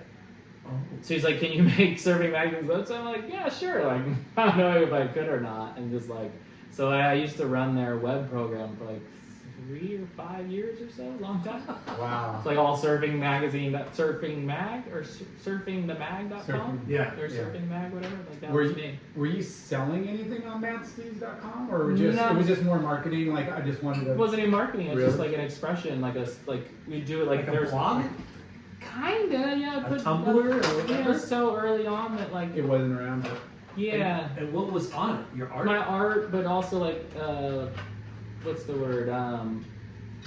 What's where you like experimental projects and like graphic design stuff. You like battle with other artists. It's like a weird kind of subculture back then. yeah. Now, were you trying to freelance with people too? Not really. I think think I did some MCD stuff, which was sick. I love her like More coordinated? Yeah, it's some of my favorite designs are them. No way. Yeah, I mean, I probably made t-shirts for everything. Volcom, Hurley, Okay. literally every brand, but I didn't care. But then, so early on, so my trajectory was actually super fast. So like, we're doing surfing, so I had a retainer for that, so some income. And then, you guys know who Jason Carragher is? Jason Carragher. He's an old pro snowboarder, worked at Volcom now forever. I don't know if he's still there, but so he then jump-started my art career in the sense, he came over when I was living at 56th Street. He came in one late night, and like I would always work basically 20 hours a day just on the computer, make whatever. I was always doing something creative, and he came in at like midnight. I'm just like with my roommate. And I hear him, he's like, whoa, like, who did all these paintings? And I could just hear, like, he was, like, super hyped on them. Like, no one had ever liked them. He was just Ronnie. I was just talking shit on my paintings. And, like, I stuck my head out. My room was literally this big. It was insane. Like, I could, like, be sitting at my desk and still look out to the family room. And I was like, oh, man, I did. And he's like, I have an art gallery. Would you want to do an art show? And I was like, I just started painting maybe, like, a few months before, you know, like, ever. And I was like, really? I was like, that could be cool. I didn't think anything would happen. But, like, 6 months later, like, he gave me an art show. Which was great, but it was at the Hammered location, Bamboo Terrace in Costa Mesa, right next to like the Condom Revolution or something. Yeah. I don't know if it's still Boulevard, there. the little side street cafe down that little. Okay. There's a weird, There's a Black Flies like. weird little strip. Yeah. And there's like a good Italian spot there. But I had my first Roman art show. Ticino was there. Yeah, that spot. So my first art show was there, but then there was like Peter Line there, like the snowboard, like a bunch of like kind of like heavy people within the industry were Wow. there, which was kind of cool. Yeah. You know? So was this before Surfing Magazine or like During. During. Surfing was just like income coming in.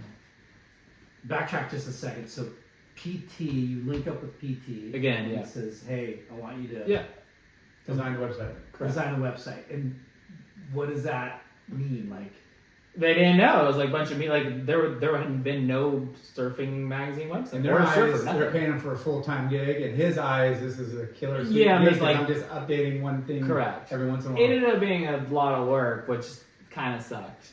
Which whatever. but you're making good money. No, it wasn't that. I think I was making like $2,500 a month. You know, but I think I actually had that retainer for like 12 years or something. They just put me on other random projects. Like, Yeah. okay, cool. Some months I wouldn't do anything.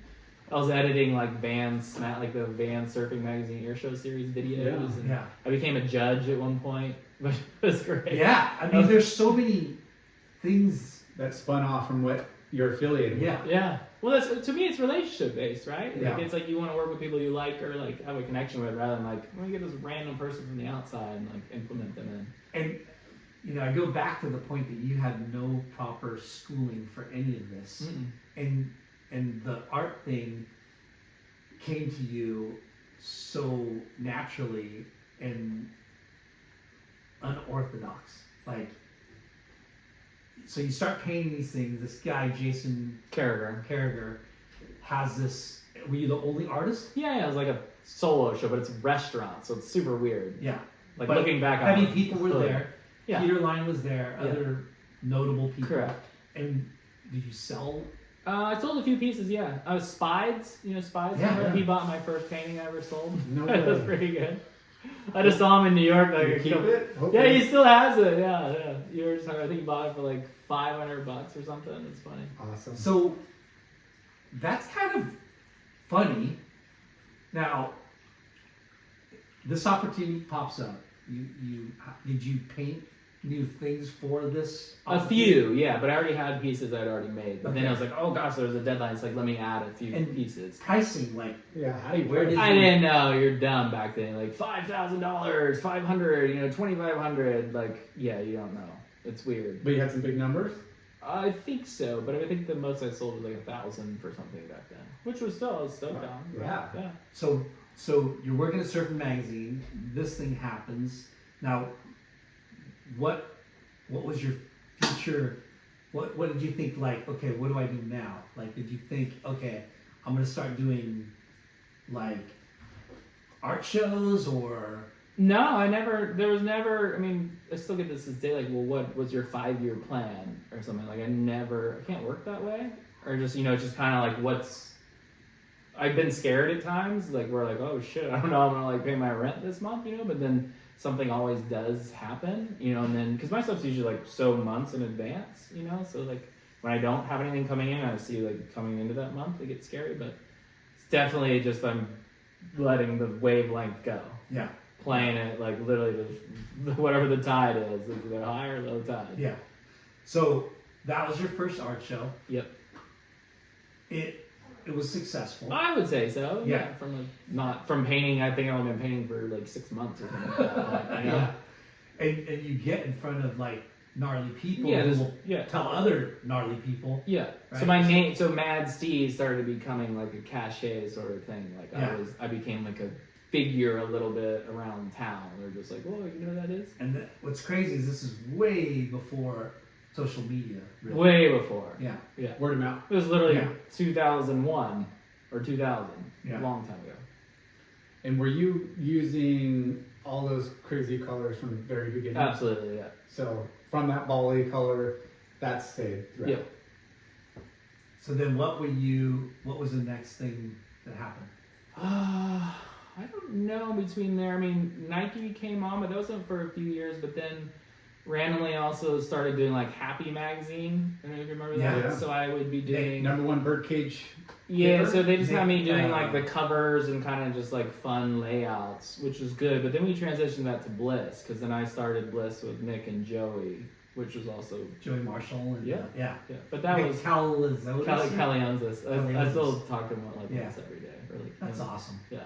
And does he still have his gallery? I think he still does. Yeah. Yeah. Bliss. You gotta go there Bliss. sometime. I don't think it's Bliss House is what it is. Yeah. Yeah. Yeah. Yeah, that magazine was sick. Yeah. But that was a weird. But that wasn't necessarily translating my art. It was just more doing. But then through that, I would sprinkle my art through in. So people like subconsciously, because like everyone looked at that, you Yeah. know, and for whatever reason. So Now it's- that you mention it, I remember seeing. I laid the whole thing out. So Yeah. I made the thing from You scratch. knew where there was dead space that you had to fill. Yeah, like stuff, let me put and my little characters or this Yeah. and that. So by default, I was kind of like marketing myself, which people didn't really like. I made a brand like without people Yeah. knowing I was making a brand. the perks of working in media, you know. Correct. Like, you're Yeah, it was just- like however many people saw it, and then I also had a T-shirt line. MadSteez became like a T-shirt line.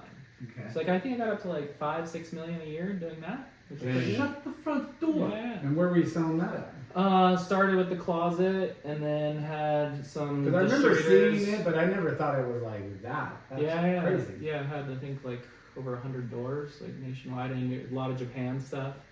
Tak Shin, if you remember him, he Yeah. sent stuff to Japan. We still talk to Tax. Damn, I'd love to see him Yeah, because he Tak. took. You know, he created a little business, not little, but a business.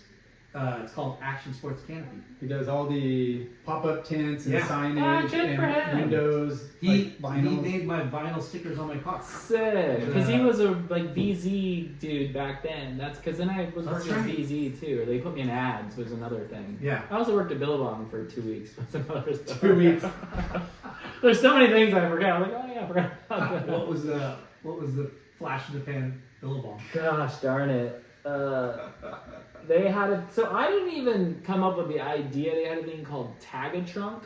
I don't know if you remember Yeah. that. Yeah. That was Dorian's thing. It was a white trunk that. It was my thing. I had That to was your paint thing? everyone's trunks. But It was the worst. but it was like he wanted.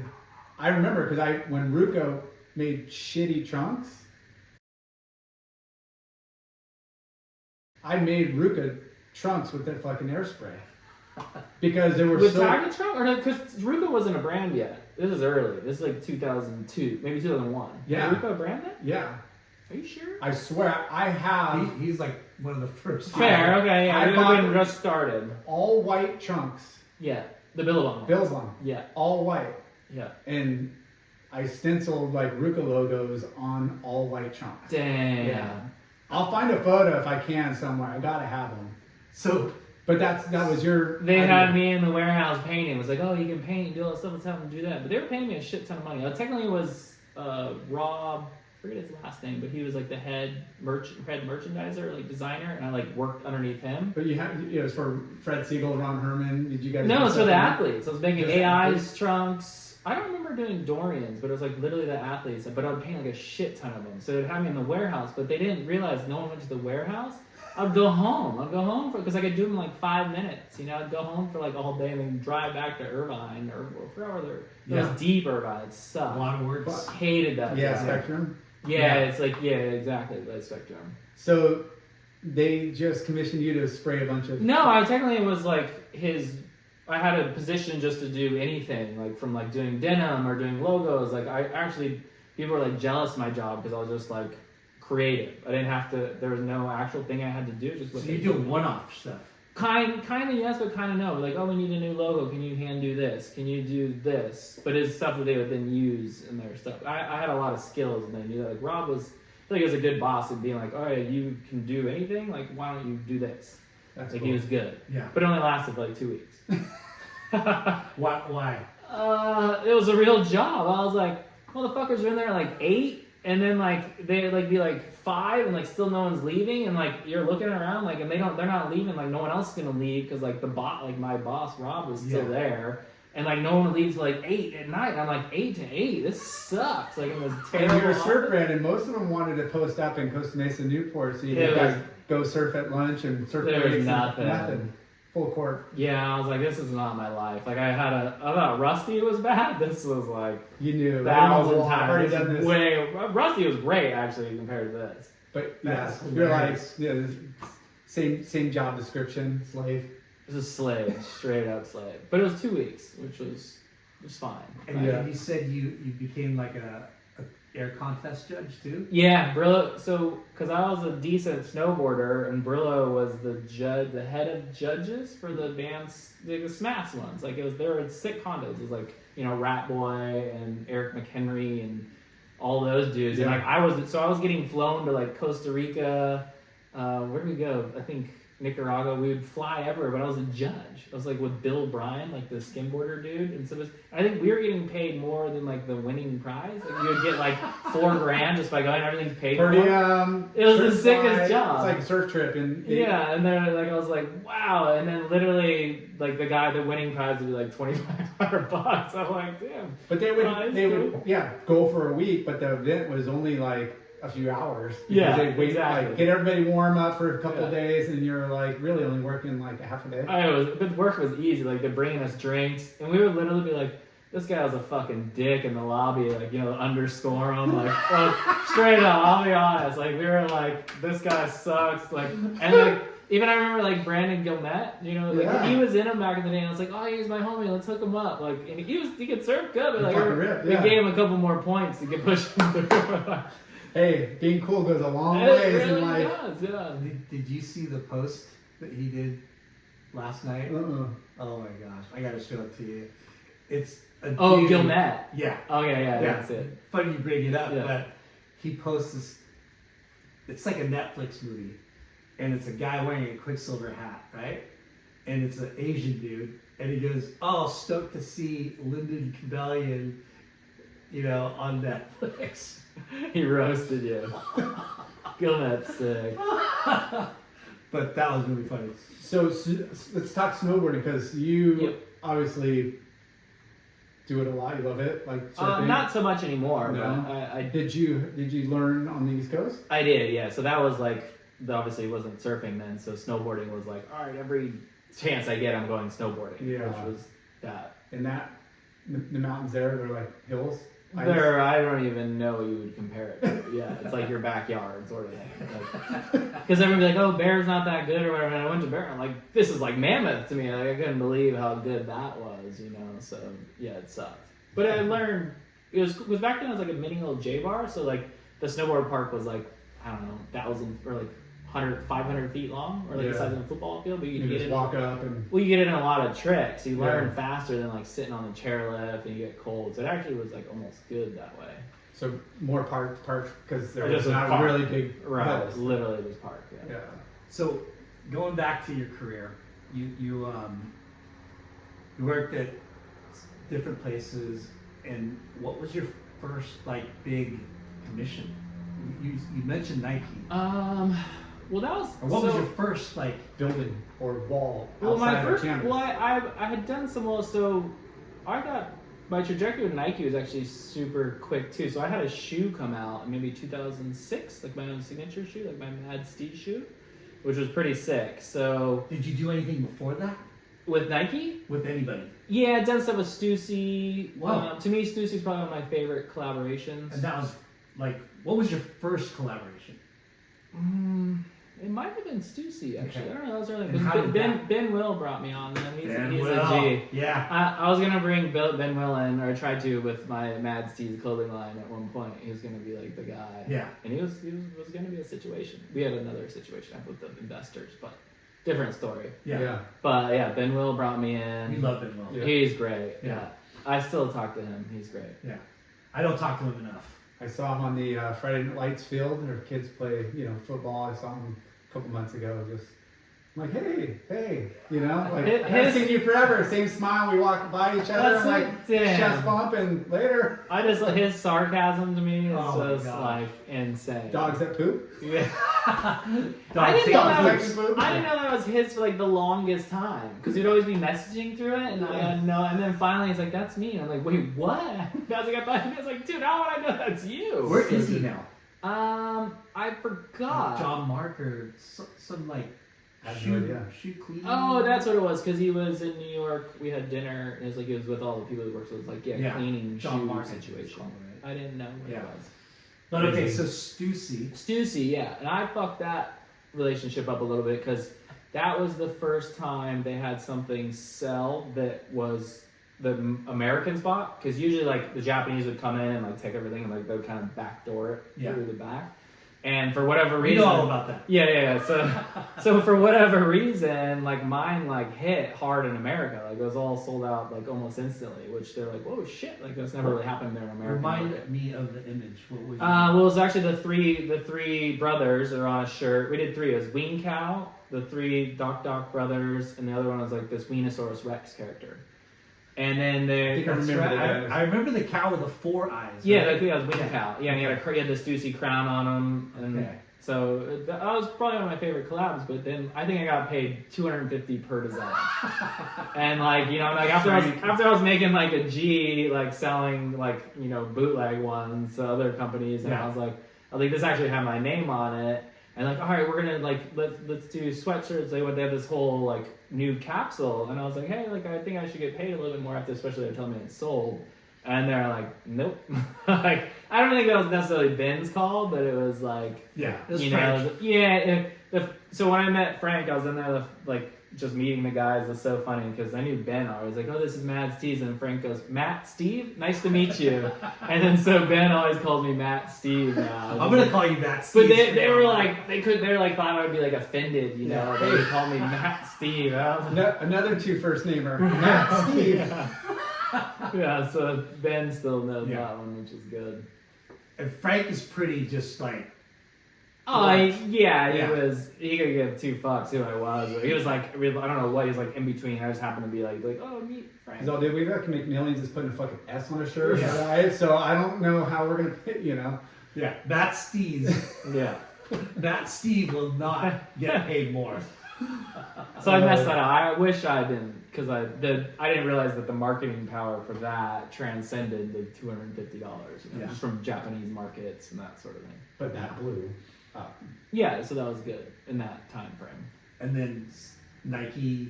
Yeah, Nike was a big one. There was probably something in between, but Nike was big. So we did Yeah, fucking shit. I had a shoe. Technically, it was 6.0, which wasn't my favorite, but it's still considered a Nike shoe. Fuck yeah, man. But then that put me on their map with their because you don't get paid to do their shoe, like to have a shoe, but you get paid on like marketing materials around it. So I worked as an agency, like doing all the POP, all the. So like, you're able to build them other ways. So build them in other ways, and like they would tell me like, all right, this is our budget. Like, what can we do? I'm like, oh shit, okay, this is sick. So then through that, I kind of worked with them as a bit of an agency side, but using my name still.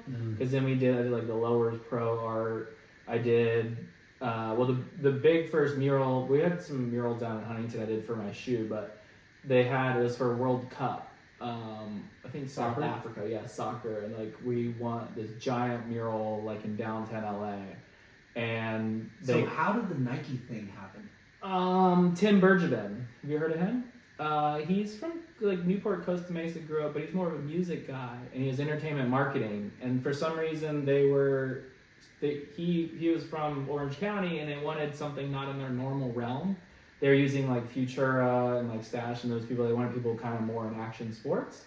And like, I didn't even know Tim yet. He just randomly reached out to me. He's like, hey, like, cause I think he probably saw like Bliss or Happy or whatever. And was like, we gotta get you in. And be like, what? He's like, do you want to do your own shoes? Like, this is before 6-0. I'm like, dude, are you kidding me? Like, it was like a dream, you know? So like, he brought me into the fold at first, but that was almost just more like giving me product and like having me associated with the brand. You know, just somebody that's not like hip hop or street.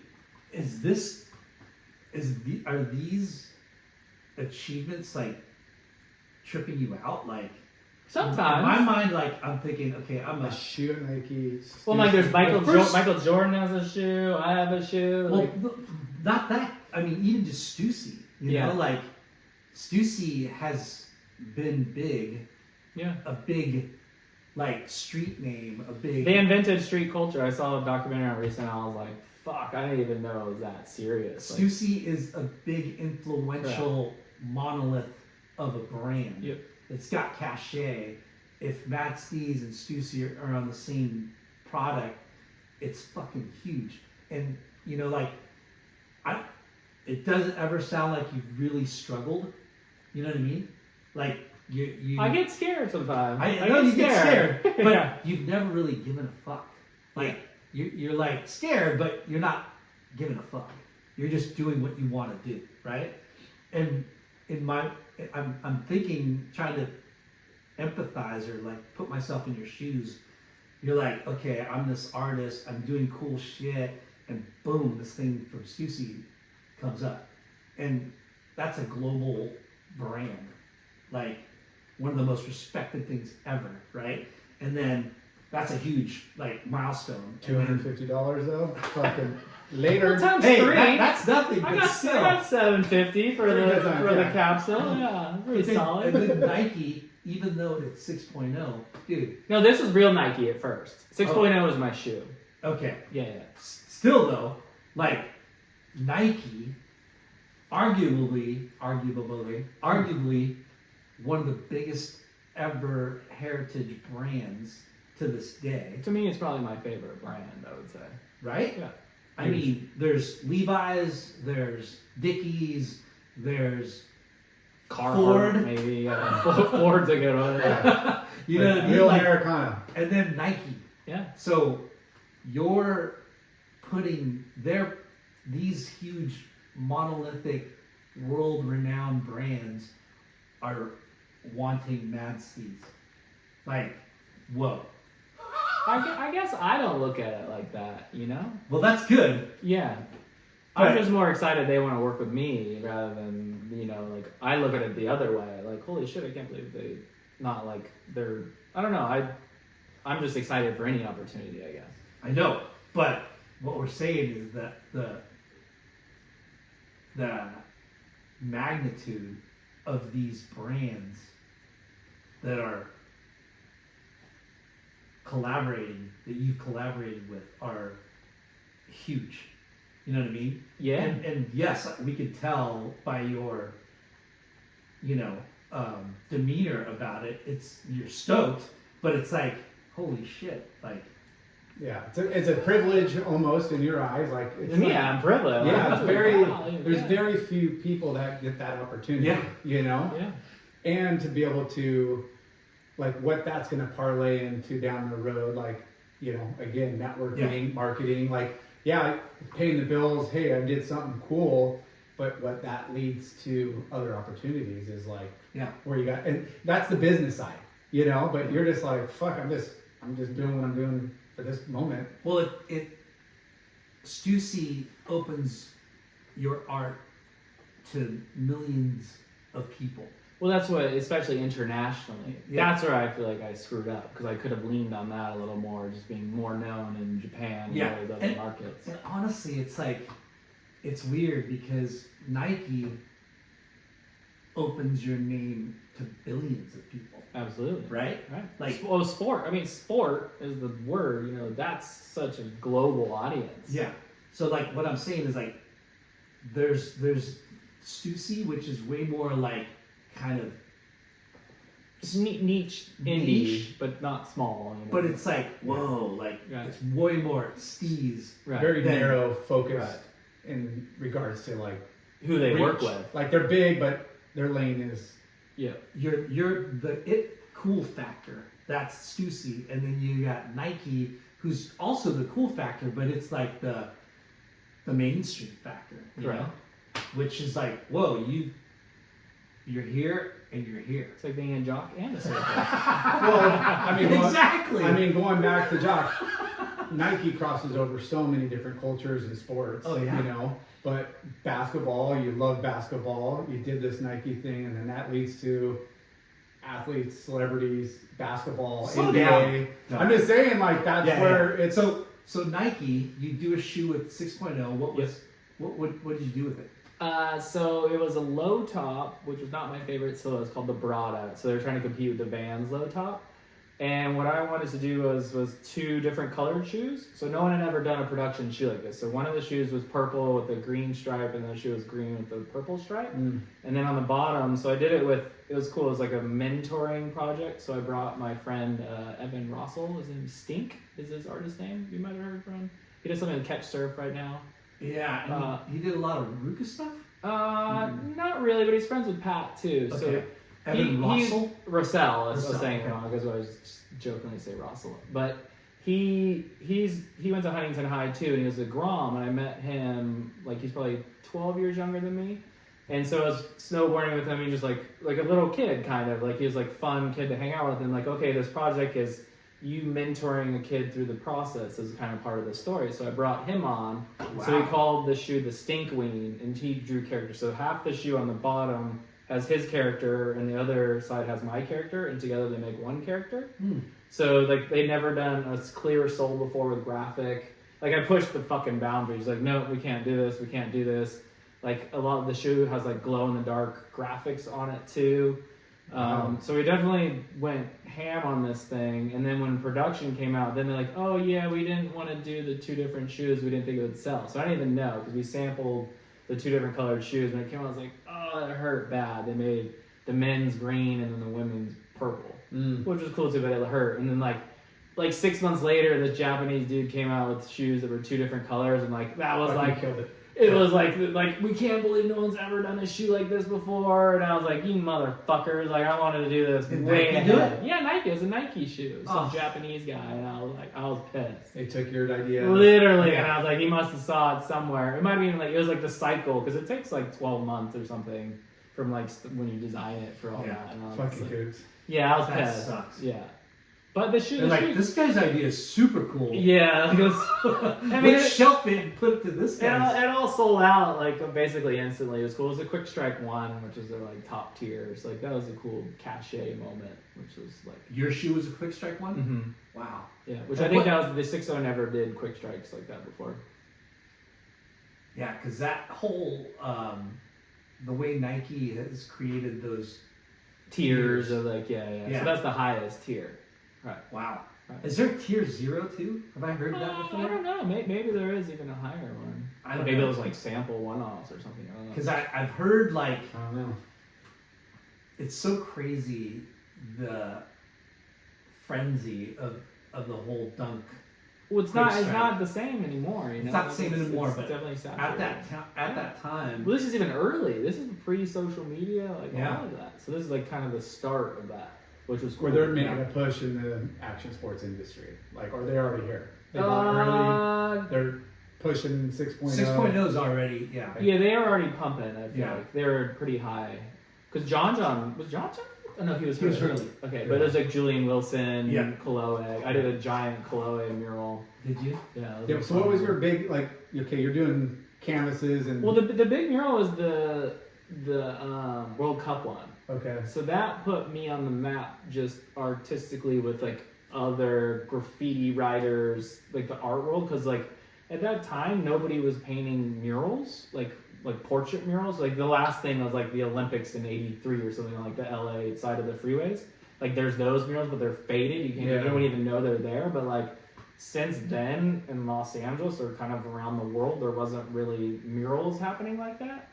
Have you practiced on big scale No. prior to that? So that was No. just like The biggest was like stealing, like this. I did these weird alcoves in Huntington, like in between Jack's and Oh yeah, they're gone now. Like in between the building. yeah, they wanted me to fix them, and I I'm saw like, that. Remember, I sent you a picture. I think. you might, I don't know, but I it's, sent you a picture right before they. they lasted for a long Yeah. time, but they're all faded. And they had graffiti on. They wanted me to like paint and rebuild, and I'm like, fuck, you guys aren't paying because Nike paid me to do it, and they're not paying. I'm like, I'm not spending 3 weeks in Huntington to like paint this fucking alley because like they're supposed to put in lights and do this whole thing in there, and they didn't do anything. I was like, fuck this little zone. Yeah. So Jason Maloney did the newest one. Now it just sparked my memory. You had one in San Diego that I took a picture of too. The wave one? Because I did one on the it wasn't a wave. It Kansas was a store. wing. Rickroll? No, I did a Wienosaurus Rex. Yes. Ah. Oceanside? South or North Park. North Park. Yeah, Yeah. that one was Was it cool a as bank? fuck. At It the was a big time, one. it's huge. At the Yeah. time, that was a place called Wang's. Wangs, yeah. Yeah. So What was that made national news. That was What huge. was that? Wang's? Yeah. Oriental restaurant, like Chinese food. So the guy, like he didn't even know what I was painting on his building. It I was for, forget like, what some magazine account. cover. I had an account on He was that commissioned street. you and said do whatever? No, it was for the cover of like some San Diego magazine. Oh. I was like, I'll You do know the cover what? if I can paint. It was Aloha ABC, Aloha Beach Club, had a shop on Right that there? street, Ah. and I remember driving by, and I look up and I see. Oh, you can see it from like 4 blocks Yeah. away. and I was like, "Holy shit! What the hell is that doing here?" So it made every like the news all down there because Target went there and they were gonna paint over it. So there was like That's right. something like 12,000 people signed this petition to keep it. You know, and it was That's like right. I had Is it still ABC, there? NBC now, so they painted over it, which makes sense. I mean, it's like Target, and like, what are they gonna do? Yeah. Like, I would sue them or like try to get something out of it. Like, Yeah. I don't want to be associated with Target unless I'm getting paid. You know, so it makes sense. Like I was like I didn't. It hurt that it was gone because if people ask me what's my favorite mural, is that one. Really? Yeah, it's so sick. That's so awesome. I'll have to find a picture of that. It's Yeah. there's lots of pictures. Okay. Yeah. So, talk to us about this.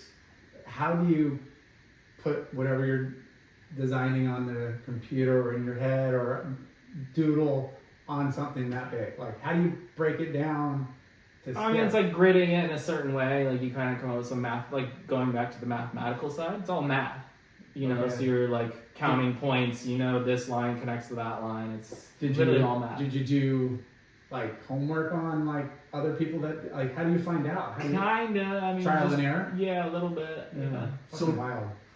Because I've followed you on Insta for a long ass time. And I've seen you like roll up, you get in the fucking thing, The lift. Yeah. the lift, and you're doing everything like freehand. Oh, and I'm looking at something. I have like an iPad now that I like have sitting next to me that I'm looking at. Yeah. I'm not like.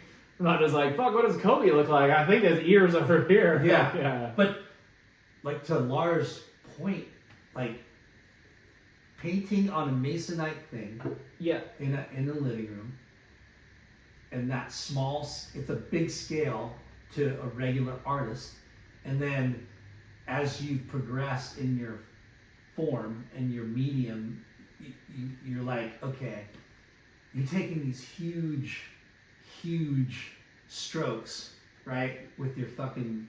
Yeah, it's all muscle. Like that's everything is just fucking. You're using an aerosol can. Well, I use brushes too. I And know. roller. You Yeah, do. yeah. You do all of that, and the way that your mind works to your fucking hand instrument. It's tough. I mean, I'll struggle like because I was having a hard time with Kobe's face like the other day, and I was like, fuck, like something doesn't look right, and I couldn't figure out. And he has like a weird cheekbone, but then gets soft under. He has like kind of like a double chin, so it's Yeah. like certain weird things that like. But it's like like I can't do the stroke that I need to do, and I know that. I'm like, fuck, why can't I just get this right? So it's weird. It's so crazy to watch like your time lapse stuff That's what's cool. over the years, because you know when when people draw murals and they're not good, you look at them and you're like, why the fuck did they do that? Oh, well, it's Right? like, fuck, it's a lot of pressure because I think I'm like, fuck, it's got to be good enough, you know. And when we watch you do it, or I've seen many of the things that you've done, and at the beginning, I'm looking at it, I'm like, how does this guy I've known for all these years is like gonna paint this 20-foot fucking picture of Shaq? Yeah. And then when when you're doing like a small little part of it, of his nose or whatever, you're like, that's not gonna look like him. That's not gonna look like him. And then you like Starts coming together. you're just like, at the end, you're like, how the fuck is he? I go through these same emotions that you're having literally the same time every time. I literally. It's so wild. How's I'm this like- coming together? I'm like, fuck at this brow. How's this little thing right here? It's not looking right. How's this not gonna translate? It's not gonna translate. You know. You gotta get off your fucking It's lift, and you gotta go stand back like 100 feet, It's and then you gotta fucking- get back up, and you gotta. the hardest part's getting up and out of the lift. I threw my back out like fucking early December, just getting up the lift. I was like, yeah, you fucking kidding me? Fuck Yeah. that. It's so crazy because you've done all kinds of different mediums, like your little dolls. Yep. What do you call the little doll? Weanimals? Weanimals. But what's the one that you? Stefan? Yeah, you don't do it too much anymore. The purple guy? Yeah. Stefan. Yeah, I haven't done it as much. I need to bring him back. Like when I bring him back, everyone gets super hyped on those. So going back to the mural, the first one that you ever did that you were like, The first one was probably the World Cup one of scale. The thing was fucking huge. and what was the image of?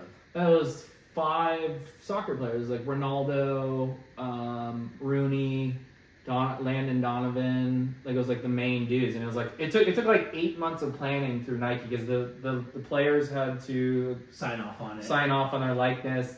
And the biggest dick was Landon Donovan. He was the U.S. player, and his Yeah. was like the smallest one. And like this fuck, he That's held the funny. thing up for like 3 months. And then I was like, I think it was like 6 to 8 months of like planning, doing all this, and then like a different comps and stuff. And then I was like, the thing had to be done in 2 weeks. That was because of Landon. It was like, I had maybe a month. I was like, no, Landon's not liking his likeness. Like, dude, nobody gives a shit about him. So they anyway. all picked the picture that they want to get painted. Yeah, I don't know how it was, but then it had to go through the manager, and then And they had to. where was it? In LA? Yeah, it was on top of the Montauban Theater. It was sick. You could see it from like every rooftop. You could see it from the ground. It was impressive. And Nike had Is all that by these the events up Staples there. Center? No, it's more by Hollywood. Okay. I did a few years ago the David Beckham field right by the Staples Center. It's a big one. So that was your first big one for Nike? Yeah. Just kind of first big one in general. Like, can you paint like 100-foot by 30-foot mural? And who are you talking to, or who asked you to do this? That was through Jason, I think. Do you know him? He does the red dot surfboard stuff. He does Oh, shit. Yeah. Yeah. That's what I was talking to on the phone out there. Are you fucking kidding me? Yeah. I was bummed that they shut that place down. Mercado. Yeah. We were doing podcasts out there. Yeah. Jason Cohen. I couldn't think of his last name. Yeah. So he's bringing 20 Nike VPs to the thing I'm painting on Thursday. That's what I was like. I don't know if they can come in. He's like security. I'm like, oh, whatever. Fuck it. I'll go to the back door. So that guy Yeah, he brokered that deal for you. Yeah, so he was at Nike. He worked at Nike forever, like 35 years or something. Okay. Yeah. Wow. So he saw. What a fucking trip. He was awesome because he always like believes in me. It was like he knew I could do something fresh or whatever, and knew I'd like come through it. I was like, let's get him on it. He's like, we're gonna be working on some stuff coming up, Dang. which he knows. And what? He's a visionary. He's actually quite a genius. So what did you do before that? Like that? Everything. I mean, from probably Bliss or Happy Surfing Magazine, But random. as far as like a mural, like obviously Jason goes, hey, this. Maybe you never asked him, but like, what do you think? What other work? Just those Huntington players. I think he just saw the stuff I did with the Stinkween shoe is what it was called. Like I did a lot of huge activation shit. Like, and there was so much. Like it was like 6'1" had never done anything like that. And like, so they brought all the other Nike people. Nike just somewhat incestual where they all look at each other's stuff. Like they kind of show off amongst themselves. And they're like with Zach, because Zach Boone was my plug at 6.0. And he would be like, all right, check this out. And they're like, whoa, like they'd never seen anything like this before. Yeah. It was like very out of character for Nike because it wasn't like sport. It was more Yeah. like creatures and weird little like, Yeah, because the creature stuff is is so not like what you're doing. Not now. The realism stuff. Yeah, I mean, well, I combined it with both because some of my murals will have because there's a character called Weensy, this red kind of devil-looking character. Like he shows up in a lot of that stuff too. Yeah. But yeah, they were well, now it's I don't know. As you get older, should I really be painting little cartoons and stuff? I don't know. And it's hard to make it. As it is, it's hard to make money on those little illustrations versus some portraiture stuff. Yeah.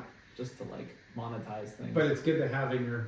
Yeah, I love. You can sneak them. Correct. I still like making characters and character design's fun, But to me, that's more fun too. It's I want to make this little guy as opposed to when I'm battling a portrait. It's But that's what people want to see. That's what you're Correct. commissioned for. So you've done portraits for. Since the beginning, I started with portraits. Dennis Hopper, I saw. Yeah. Or who else? Some rapper. The Game has a bunch of my pieces. And they just showcase these in their house or their businesses or wherever. Cam Newton was a fun. That's who I was gonna bring up. He spun me out. I was in San Francisco for the Super Bowl. He was playing the Super Bowl, the biggest night biggest day before his career. I would say the Super Bowl, and it's midnight. I get a DM from Cam Newton. And I'm like, what? Is this real? Yeah, is this real? And he's like, hey man, is wondering how much the painting costs where I could commission something. I'm like, fuck, I'm actually going to the Super Bowl tomorrow and you're supposed to be playing and he's messaging me and we have a little dialogue. You're kidding me. Yeah, we were the night before the Super Bowl. It's midnight, so it's he's the just day. going like this and be like, fuck, alright, So when I should have known Was he on the Panthers then? Yeah, Carolina Panthers. I was like, damn, I should have bet that he was gonna have a shitty game. His head was potentially something else. He played terrible. I think they lost 31-6 or something random. He was talking to me all night. And I recently had a thing with Damian Lillard did the same thing, basketball guy. He's games is a playoff game and freaking his last playoffs and the game's about to start in 30 minutes. Usually on the court. And he's messaging about something to do in his house and I'm like, fuck, this is probably not good for him. I was like, man, hit me up. I was trying to be cool in the sense I wanted him to make the game. Get the game, let alone. But I was like, hey, hit me up after this. You guys win the champ. I actually after you win the championship because this was maybe the game or the series before. Or something. Because it was on the Bucks even. And I was like, fuck, he had a shitty game. He's just thinking about fucking some art, just shows you how maybe they need that and the way that their brains work to not hyper focus or I don't know. Yeah, you're probably right. Probably just I need to get my mind off. Right. I heard a lot of them play video games and shit, because it is a good outlet to kind of forget shit, Good hand-eye. Just Well, actually, video game you forget. You're not thinking about I gotta score 4 points every 2 minutes to get 36 points. Kind of when we go surf, you just forget other shit. So Surfing stuff. So when you painted this mural at the Montalban, is that when these athletes started contacting you think? Potentially, it definitely put me on the athlete map. It was And just who even was doing your- more Nike stuff. Who was the first athlete to reach out to you? I don't even know. There's so many. I have no idea. Well, Dennis Hopper was one of the first kind of celebrity. I reached out to him, and that's kind of something switched in my head that that was kind of possible. So he had, because he's an artist too. A lot of people don't know that he made technically a photographer, but then he had his painting or his photographs made into large scale paintings. So he had a big show in Beverly Hills, forget the gallery, massive gallery. And I went and I was like, the canvases are floor to ceiling, 25-foot ceilings. And I was like, I've never seen canvases before that big. And I was like, holy shit, I want my paintings to be like that. I think I'd already done some of the Nike murals and stuff, but I'd never seen canvases of that size.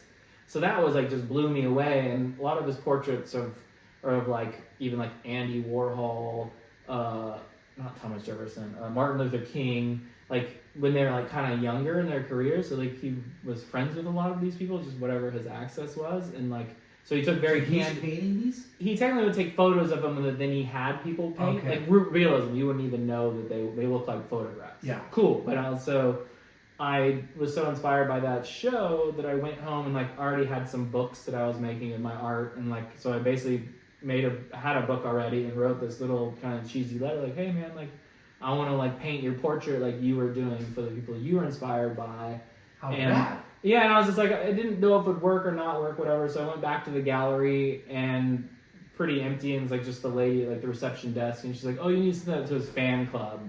And I'm like, well, fucking that's, I thought I could just give it to her and she would give it to him. She's like, no, you got to give it to the fan club. I'm like, well, there's no way he's going to see it. Yeah, you think that's just going in the Yeah, it's laundry? trash. So I was like, basically like defeated, like walking, and I was like, well, I'm not going to do that. And sure enough, there he comes out of the elevator. It's Dennis and the gallery owner, and like, I felt like kind of back when I was back in like the Huntington Shores, like trying to talk to Sonny Garcia or something, like, you know, I'm like an adult, but I'm still like all nervous, and I'm like kind of like following a little bit around the gallery, like praying, and I'm like a tiger, and then I was like, all right, I gotta fucking say something, like, hey Dennis, this is my book, and I want to do your portrait, and he was like looking through it, and he's like, wow, he was like super impressed, and like didn't know if anything would happen, but awesome. Sure enough, like a week or two later, got like an email from his assistant, like time and a place to like photograph him to like do his painting, and then this was like maybe 4 or 5 years before he passed, but then he was like a good friend prior to that, like before he passed. I was like, wow. So he even just was like, wow, these people are approachable, or like, you know, you never know. And like he was big in the art world too, so he helped in that situation. I mean, he's a cultural icon. He really is, right? You know, not just for that, but from fucking, what was that movie called? Easy Rider. Apocalypse Now. Yeah. He's even Blue Velvet. Yeah. Like he's lost the plot a few times over the years, you know, just in going crazy or not. But I mean, he's an artist, like in every way, shape, or form. So he really inspired me, like in an artistic level. Fuck, what a cool story. Yeah. I mean, there's a lot of stuff you post of, you know, portraits that you do for, I mean, just stuff on the side of the building. Like, you know it's only going to be there for so long. Like, are you looking at, like, doing stuff canvas? Like, Yeah, I mean, obviously now, because it's like, back when I was doing it, there was no, I had, you know, now I've done, you know, say 200 murals or whatever it is. So now it's like, all right, well, that's not going to be there anymore. And I broke my back on that. And I spent this amount of money, and if it's like not being paid. So you definitely have to like monetize your time and efforts. So not doing it as much as I used to, you know, because people are like, oh, there's free building to paint. Like, it's not free. I got to probably spend, you know, 18 grand supplies and lift and all that. So it's an investment for me or whatever, but now I'm like, I don't necessarily need to be doing we didn't even touch on like the fucking amount of cost for materials and it's paint. a lot. And, The lift is the most expensive cost, and the paint. Like, even this thing I'm doing right now, I'm like, fuck, I gotta keep going back, buying more paint, more paint. Paint. So, It's fucking expensive. it's expensive. It's so amazing to me. Aren't you sponsored by any paint company? I am. Well, I'm like, Montana, but paid jobs, I just get a percentage off, but for my studio, it's free. But that's cool. it's not what you would think. It's not like, oh, Montana. yeah, Montana. He's wearing the shirt. I know. I see Oh, it. yeah. So Montana colors. Dennis Hopper was one of your first portraits. He was, or just connect. Before I was just using images off the internet or whatever, because then it became like, oh,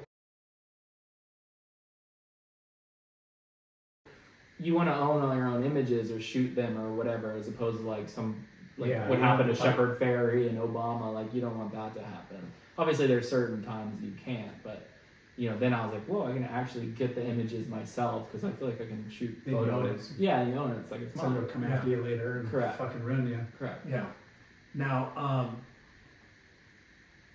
so how did Shaq and like... That was the funny one. That was through his high school, but there was also technically a Reebok commercial, which I don't ever say. Which I was like, I don't want to do anything Reebok because it was a Nike thing, but it wasn't Reebok because it was more of a neighborhood thing. It was like a weird underlying thing that there was no logoing. So then that was in Jersey where they had me come paint his old high school, which was random. It was in the cut in like some weird town. Even like the police, because like I got there in the day, I painted on a day. You're talking about the Shaq mural, I assume. And like the police like, hey, you can't be out here past dark. And it was like winter, so it got dark at like 4:30. And so I'm like, shit, really? I'm like, is that hectic around? Like, yeah, like people are gonna like run up and like rob you or like you by yourself? I mean, no, it's like I'm with like a TV or cast all this shit. Out like a fucking Yeah, slow that is like, you song. can't be here. I mean, and I'm just like, I'm trying as fast as I can. kind of like finesse some things, like because it's not my best work, because I did maybe like 6 hours or something, and then they had Shaq specifically not see it, and he like comes from like, they had him parked like down the street, and he comes up, and his reaction was this like, wow, like he's like, you did this, man? I have it on video. You did this? And I'm like, yeah. I need that video. And then he like proceeds to like turn me over like a log and like try to pick me up, and then he drops me. He's like, damn, you're heavier than you look. So I'm supposed to be Superman. Thanks, Shaq. Yeah, but I was like, damn, and like I was pretty like fit at that time too. I was like, damn, I'm probably like 190, which I look smaller than I am, I feel like, or something. Take that back, Shaq. No, I thought that was sick. Like, damn, Shaq can't even hold me. Like, That's so killer, though. You know? Did you challenge him to a game of horse? No, there was no hoops around. Free throws. I mean, I suck at free throws. You probably beat me, actually. That is so freaking amazing. Yeah, so then all these commissions, right? Because you're starting to get commissioned. Yeah.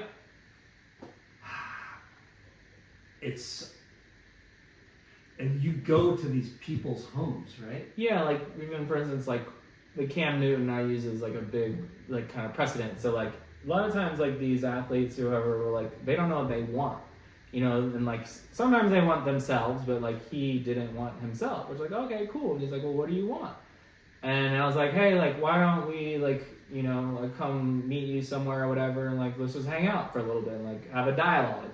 And so like with him, like we met like 4 or 5 times. You know, like when he was like staying in LA, or like met him even in Carolina, like just hanging out with the dude, and then like kind of having like organic conversations, what he's interested in, and like kind of having some meaningful talks. And like that's, to me, like that's priceless. You know, like even time with these people, and like, you know, they're at the top of whatever level for like an obvious reason. So I'm even learning like kind of their craft, or like how this position, like this person reacts, or like, so I'm learning off them even, but also like creating something for them. Yeah. Is there any more beer? Yeah. Can I get another one from them? Of course. Any of them's fine. Is that okay to put in the podcast? Oh, for sure. Are you kidding me? There's some. Is there shoots in there now? Let's That's shoot. Ashland. I think you might have shoots outside. I'll take a seltzer, that's fine. Okay. Whatever's fine. Watermelon? Sure. There you go. Shoots. Shoots. Ashland. So what did you end up making? Cans. Oh, it's funny you even said it. So our whole thing was, because obviously he was making a lot of money or whatever, and I was kind of like, well, what can't you buy? And we kind of came to the theme of the, like, you can't buy time. You know, it's kind of the one thing. So I did, he was very into like mythological figures. So King Midas, he kept bringing up. So I have King Midas, and he's holding like an hourglass, like, you know, the ones you turn upside down or whatever. And he's holding that, and he turned it to gold, like he froze time, sort of thing. So it's kind of like a play on like, our time is valuable, like, you know, like you can't freeze it, but like that's more valuable than anything else you could freeze or like have like as any of value, because nothing else, there's nothing of actual value other than time. Yeah. That's it. That's so crazy. Death and taxes, man. Do you follow him on? Do you watch his podcast? I haven't actually. Either. I've seen like little clips. Because I think it must do well, because he just got a deal with doing one of the ESPN shows or something. Right. Yeah, I've just seen clips too, and I always forget to like look it up. And he's an eccentric fella, huh? Extremely eccentric, and he's not putting on a show. Like, that's him. And he was so sick because, and I randomly painted. He had this food truck that he had outside the stadium in Panthers, and he had me come paint that. I didn't even know I was doing it. He just like flying me out, and then I thought we were just gonna discuss it. And he's like, "Oh, like, do you have all the paints?" I'm like, "Wait," like as I'm about to take off, I'm like, "Wait, what?" Like, I didn't even know I was doing that. But he just would come and hang out. Like, it's literally, the stadium's like across the street. You can see the stadium, where like his food truck park. And he just like, all the random people in like Charlotte just come around and hang out. Like, he just like hangs out like a normal person, you know, like. That's cool. And he's so cool. I'm like, wow, like most people wouldn't do that, you Yeah. know, especially in like a small town, you know, like, because people like are really hyped to see him, you know, but Yeah. like he just is nice to everyone. You know, there's those famous people that just hide and hibernate, and they just, you know, close off. And then, well, I don't even know if dick or just, you know. I get it when you can't like live. You get to that money status, and you could buy exclusivity like anywhere you want. Private planes, like, you know, you put layers between you. Some people like that, and then some people are like, dude, I got all this money, that's cool, but like, I want to be fucking hanging with my people. Yeah. You know? Yeah, but he wasn't even overly like. It's just, but everyone was very casual around him too. They weren't like they kind of would, you know. But then I think just the way he plays it, that everyone's like, all right, cool. Like we're all just like, we don't need to be all. Yeah, and so everyone's like super cool, and they're like, "What's up, Cam?" Just walking by, like he's like the neighborhood like mailman, you know. Like I was like, wow, this is really cool to see. He's flamboyant, man. Yeah. He's like, he had me paint a bunch of his hats at one point. Like I probably painted a dozen hats of his. So let's talk about mixing business with pleasure. So you've done a bunch of stuff with surf brands. Rip Curl, you did a big commission. Rip Curl was one of my favorite jobs I ever had. Because you went all over. We had a 3-year contract because I didn't want to do. That's where like people were like, let's do a collab, and I'm like, fuck, it doesn't make sense for me to do a one-off. Like, what's the point? I've already done it. Yeah. You know, it's like whatever the money is, not usually the best, or it can be, but I'm like, there's no relationship. So you like my shit? Let's make it. Well, I was like, I want a multi-year situation, and like this is like my minimum fee, and they're like, yeah, we could do that, and I was like, really? Like, okay, like, and then it took like a year from that point to actually sign me, but my contract was like, I had to go to Indo twice, I had to go to Portugal, I had to go to Bells.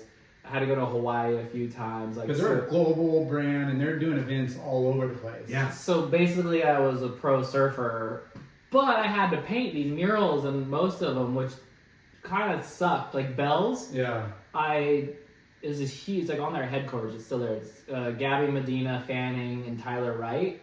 The thing's fucking huge, and it has like these ins and outs of the building, so it wasn't just like a flat wall. And, like, you got the depth. Like, I painted for like 21 days straight. Ugh. And they were like, well, like we see your time lapse, because that was like I think the first one I might have done with them. Like, we see your time lapse, and it was like, you know, like a day. Yeah. I'm like, no, that was over like 8 days, but this thing was so tweaked. And so I got to surf the day I got there, and like I was just stuck in the, I don't know if you've been to like Torquay, like where their headquarters is, these weird little small, it's this weird, Bells is like 20-30 minutes away or something. Yeah. So I didn't get to go to Bells, and then like literally going to the airport like home, and they're like, oh, they want you on the on the webcast, like the WSL webcast. Like, can you come down? I was like, well, my flight's this. Like, are we gonna make it? Because it's not close to the airport. So I went down there just to do like talk to like Rosie and Kaipo, I think, on the mic, and then I like left. I was like, fuck, like, so it wasn't like as glamorous. Like, I'm working, but it's still like pretty cool, you know. Pretty cool. Yeah, and Indo is cool. Like,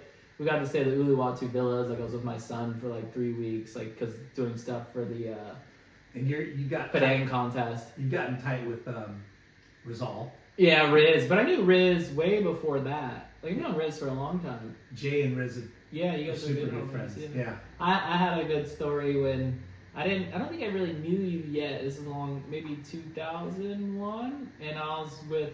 I saw Benji and Jason Weatherly. They came back to the bar. I forgot which were wrong, but then you were back in the alleyway still. Or whatever. They're like, Larson's back there.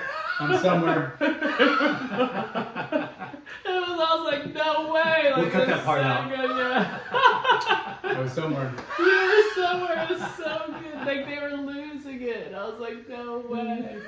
It was good. Was fun. I didn't end up seeing you after that though. It was good. Yeah, we'd adventure. That was early. That might have been 2001 actually.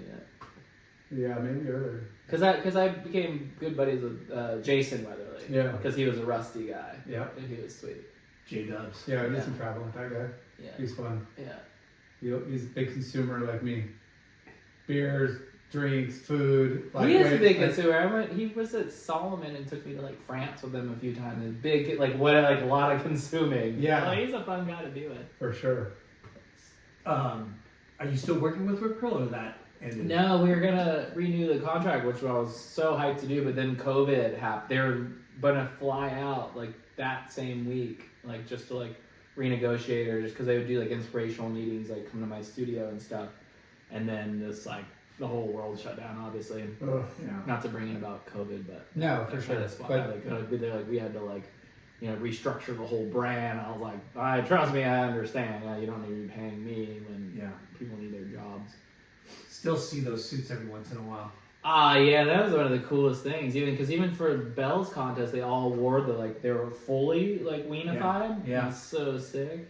So, did you ever consider making a cartoon show or? Yeah, so I took it to Nickelodeon. I had it in there. They loved it, and I ended up getting a development deal to do a cartoon. So they told me, it's like, hey, if you do, so they gave me X amount of dollars to develop a cartoon, and I could use my characters I already have, the Weenimals, but if they don't pick up the show, then they own it. Ugh. So I already had like intellectual property, and like my Nike shoe had come out with the character on it. Like it's been all around. Like I've been selling stuff with it, but I can't use it anymore. So That's how they get you, huh? yeah, and I was like, all right, well, she was cool by telling me that, because say you just do it and then they own my shit, and I'm like, wait, what? Like, what do you mean you own it? Like, it's like the SpongeBob guy got fucked, like kind of the same thing. So I created like a new set of characters and stuff, and it actually took like 2 years of production, and it was a complete nightmare. It was awful. I remember my son was like 8 or 9 at the time, and that's like what the show is geared towards, like an 8 or 9-year-old. Like, they're like, an 8-year-old boy would not love this. I'm like, my son's the one that basically wrote it, you know? So it was a bunch of executives that didn't know anything about kids, I felt like. So it was like, they kept diluting the show. And then like when it finally, like, we did the pilot, which came out, and it was like not what I thought or what we thought it was going to be. And like, we didn't know. We never heard back. We found out like basically a week after everyone got fired, not because of our thing, but just like all of Nickelodeon. And they brought in new people, and they tried to bring it back like 5 years ago or something. Like, they're like, hey, we want to do this show, but as a showrunner, you make like, I don't know, 180 grand. You work 36 weeks out of the year in Burbank at the halls. I was like, I'm good. Like, no, I don't. Can I freelance? Yeah, like, I tried. I was like, can I like just be like an EP, like executive producer on it or whatever? Like, no, you need to be like in house. And I was like, I'm not doing that. That sounds brutal. So what's MadSteez up to now? At this exact moment, painting giant mural in a place called JR286. Basically, they make all of Nike's stuff. I don't know if it's public knowledge or whatever. I mean, I didn't know they're affiliated, but they actually make from like golf bags, baseball gloves, water bottles, everything that's not shoes. I think Nike just makes their shoes. So it's an awesome facility. It's not a marketing company. And they have this insane gym where, you know, from Anderson Silva works out there. I don't know if it's a rumor where they had Kobe's funeral there. LeBron comes through there. So it's like this melting pot gym where people use the facilities. Like I saw Klay Thompson a bunch there. I know he is actually there. But so I'm just basically creating murals on almost all the walls. And it's just like, it's massive. It's gonna like, it's super private gym. Yeah. It's super private, but if you know the right people, you can just come. Yeah. It's a little annoying because it's in Torrance, but you know, people are definitely coming. It's kind of Some like of the stuff that you've been posting is from there, right? Yeah, that's that. Yeah. And But you've done like the skate parks, like Nija's and those other guys. That's like similar, right? They have their own private skate parks. yeah, so Nija's skate park was the fun one. We were with my friend Nathan earlier, who's his partner in Disorder as well. Huntington kid. Yeah, we should get him on Nathan here too. Groff. Groff. Yeah, his dad's old school Huntington too. Yeah. Friends with Mulford and Epic. yeah. But those, you know, you get to that level of money and stardom and whatever, and you're like, dude, I can't just go to the local park or you know, like these guys just create, you know, like Their own training facilities. Yeah, it is pretty much, which is epic. Yeah. We did that one at Guy Margiano. Who else was in? Guy Marciano. Yeah, Guy Mariano. Mariana, sorry. And he had a couple of partners in that gym. Does he have a spot? I didn't know that. Yeah. You talking Barra? Oh, the Barracks? Oh, yeah. No. I thought Guy was the Guy? chocolate guy. No. He was grilled chocolate. Oh, yeah. We did a Hex event. His Hex bag there. Damn, I used to love it was Hex Barracks, bags. That wasn't still it? No. exists. I don't think it was Barracks. Does Hex still exist? No. No. That brand was sick. Was it Barracks? We did that. I think it was Barracks. Oh. Was that your guys' brand? No, we just worked on. Yeah. Cool. But they did some killer shit. Anyways, I was just thinking about like their own private training facilities and fucking so Right. yeah. good for It's a them. dream. It's like we need our own wave pool, you know? Like, well, like if you have the money, and I feel like it's not even that much if you have the land, you know? A couple It's million. a lot. It's 10? It's a lot. More than that. Yeah, you don't need Slater's pool. Like put Yeah, in like but I a think mini wave garden. Put in Waco. I'm fine. Maybe a little bit smaller than Waco because the Palm Springs one's footprint is small. So imagine like between Waco and Palm Springs. Waco's, yeah. But that's a big facility. Yeah. You're But not. there's all kinds of stuff on the part, you know, like, but the way. Yeah, but the actual concrete part's pretty big. Pretty big, yeah. You can fit that though somewhere. I feel like you could. Yeah. Right. You know, there's going to be one in Newport. What? Yeah. Where? 73 in like Bristol. Damn, I would have been a locals. I used to live in Turtle Ridge. Damn, I lived on 73, I think the Turtle Ridge exit. Or Right. Sand Canyon, or no, before that. It's Turtle Ridge. Somewhere. Yeah. Damn Close. it. Ah. Really close. Like, it's going to be dope. Wow, I haven't heard that one. I think it's going to be wave garden I technology. have no idea. I mean, Sick. I think. which So, is good. They're all good. Yeah. All of them, Yeah. I would not complain. They're all fun. Yeah. It's expensive though. Fucking 220, that was fair. fair, for sure. Dude, tickets at Big Sky, $275. Oh, there's no way. Almost Yeah. $300. Yeah. That's the day. Yeah, but Okay. how much are you riding? You're on the lift or the line most of the time, right? Was that No. like 5 runs? No, fuck. There, I don't know about out there. Yeah. I mean, that's a good thing about those places. Like, you know, I guess if you go only on 5 runs, and it's kind of expensive each run, but if you go 20, 30 runs, it's like, it's not that much.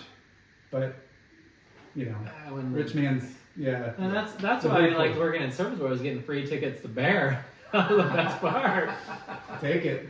Or we would get free tickets at Snow Valley, and then we'd sell them in the parking lot and then go to Bear, because you guys are better with Snow Valley. Yeah, the things we did as like surf and sport employees. We'd all go get our tickets and we in the parking lot and sell them. Dude, a few friends told me that they've revamped like Snow Valley, and it's like, Really? Yeah.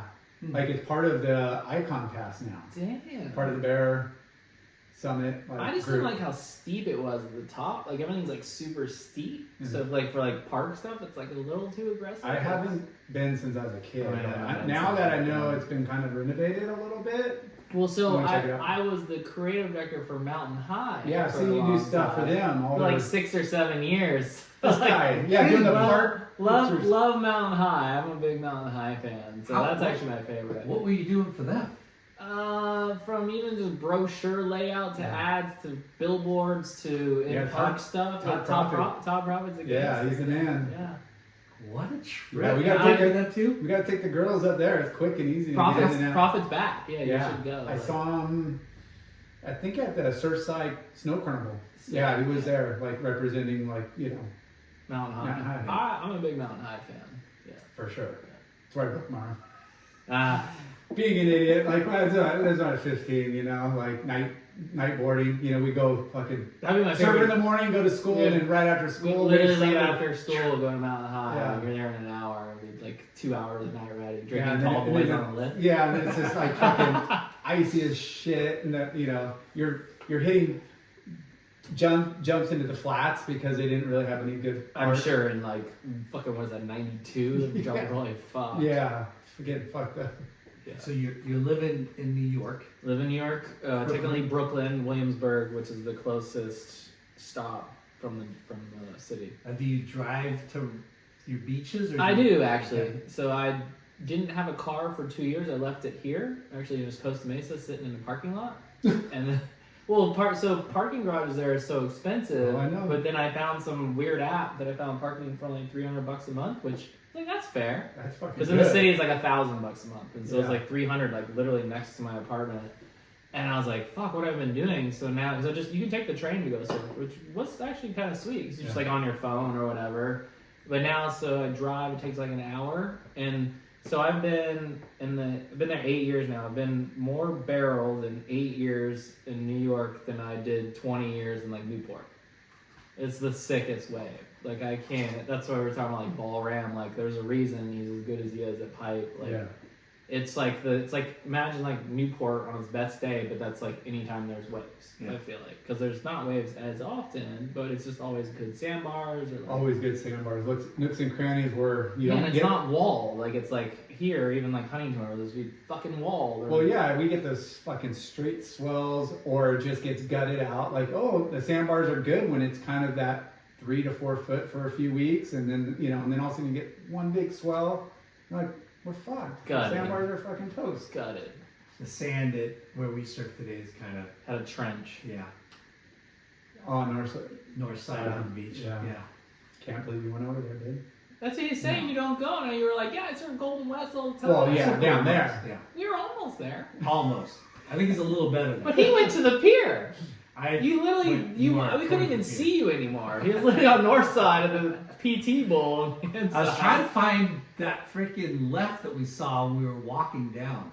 I kept seeing like A-frames everywhere. Yeah. I caught 2 decent rights. I was like, Yeah. oh, there's the waves I saw. But other than that, it was trash. Yeah. That was fun though. They piled out. Yeah. So what's next? Well, I'm here. I'm here like in Torrance for the next at least 2 months painting the Sweet. JR 286. Fucking 2 months. And do Well, they- I'm already a month in. At least 2 months, if not a third, which is brutal. Did they pick the imagery or do you? They come up did. Well, so it was like, okay, so it's athlete. So they knew they wanted athletes, so they make Nike stuff, so they all had to be Nike athletes. And then sending them a bunch of comps and like, no, yes, what about this?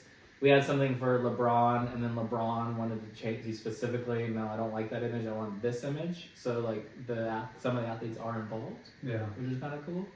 Like, I was like, damn, LeBron. I was like, I can change that for LeBron if Yeah. he said that. Like, that's Have you cool. made something for LeBron before? I did the key art for Space Jam Okay. 2, the movie. So I did a bunch of art murals and stuff, and he like put it on Instagram and stuff. Which was cool. He was supposed to come to my studio like maybe a few months ago, but it didn't work out.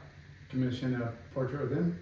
Whatever, it would have been cool, but just he likes art apparently, and he was playing I think the Knicks, and he had to do some bullshit in between because it's like they have small time windows before games, you Yeah. know, and like. Have you made a lot of different athletes, different sports? Like other sports Yeah. than their own sports? Yeah. I don't think so, actually. That's kind of cool. Yeah. Yeah, that'd be sick. Like, That'd be awesome. like he gets like a Serena Williams painting or something. Like, oh, yeah, I don't think I have. That's a good question, Yeah. actually. Be like, what about a baseball? I mean, shit. I mean, people with means and money, I mean, yeah. anybody. I mean, politicians, presidents, like, I don't know. There's just people out there that have money, and I would commission. I get a lot of people different, What's your Who would you commission? I don't even know. I don't know. Who would you commission? for painting? Yeah. I don't know. Say who if does. I was going to do a painting for you, what would it be? Like, you're like, it doesn't matter the cost. What would...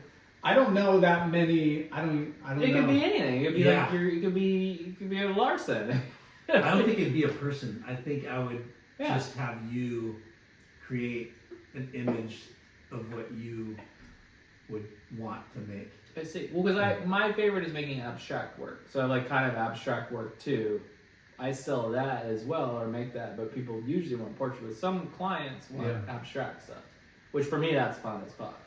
So, do you have a website that people can buy prints off? No, Never wanted to do that route? I do prints, but I'll do it like with a third party. I've done it, and it's like the shipping and it's a fucking nightmare. You need know? a whole business. Yeah, What and do you it's, know? I'm not going to UPS every other day, and usually when I do it, it sells out pretty quick. So it's like, all right, imagine you're having to do that all at once, and like, I'm not a shipping person. Yeah. I'm the worst at Yeah, shipping. and how do you It's like? crazy because if you're successful at it, everybody wants their shit the next day. Yeah, and people So like get that- complaints. yeah. You haven't sent it. It's like fuck. It's been 5 It'll days. ruin your reputation. Yeah, if you're I've not already right. learned that, and like something will have like a crease on it because like you gotta be very sensitive, and like Yeah. putting in the tube, but they could be fucking it up taking you out of the tube. So it's like no different like getting an RA at like a shop or something. Like, well, this is fun. Like, well, you fucking wore it in the water and Yeah, you yeah. ripped it, and like you say you haven't worn it. Like, Yeah, we packed it perfect. I don't know how it ended up there, but yeah. so the same thing Human goes with error. prints. Your error. So, but I will do prints of things. It's like I work with a few different companies, but some good ones. I feel like. How do you like print numbers? You know, like I'm gonna do 1 of 50 of this, or 25, or 100. You know, we have discussions like sometimes because I did. It was like the 3 trophies. It was like Kobe holding a trophy, Jordan holding a trophy, and LeBron holding a trophy. And I can't remember why, but it was like this number was like the year he won it, or like kind of different numbers. Like try to find little meanings with the numbers, but yeah. Or all 3. Yeah. Crazy. I know.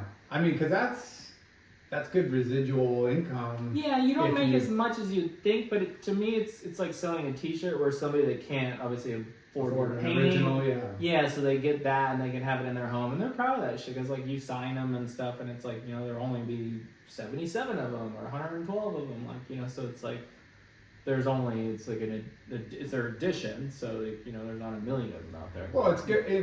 I mean, I'm sure there's some artists out there that look down upon that, like, oh, it's just replicas, prints are not original, but you want to be accessible to everybody. Right. You want to be commissioned to those that want the one-offs that are private and that's it. But there's other people that appreciate your work, or whatever artists. And it's like, hey, that's still okay to have like prints. Yeah. Right? Prints are huge. Yeah. What do you got? What are your prints? Yeah, I see a Bolognese. Those are there. I have a. Hey, we got this Cavalier Pools and Spas back here. You know who Ty Williams is? I do actually. Yeah. I think. Is that a print? That's a print. Oh wow. Yeah. Cool. Pretty cool. What's that painting in there? Oh, that's Lou Carrion. You know Lou Carrion? It kind of sounds familiar, but I want to see. It's pretty insane. That's cool. But, yeah, he's one of our homies from Seal Beach that has a crazy. He's on our podcast. He made that for us. I was gonna try to do a fundraiser when the Maui fires happened. Oh yeah. But we couldn't get we everything align the venue. and Yeah.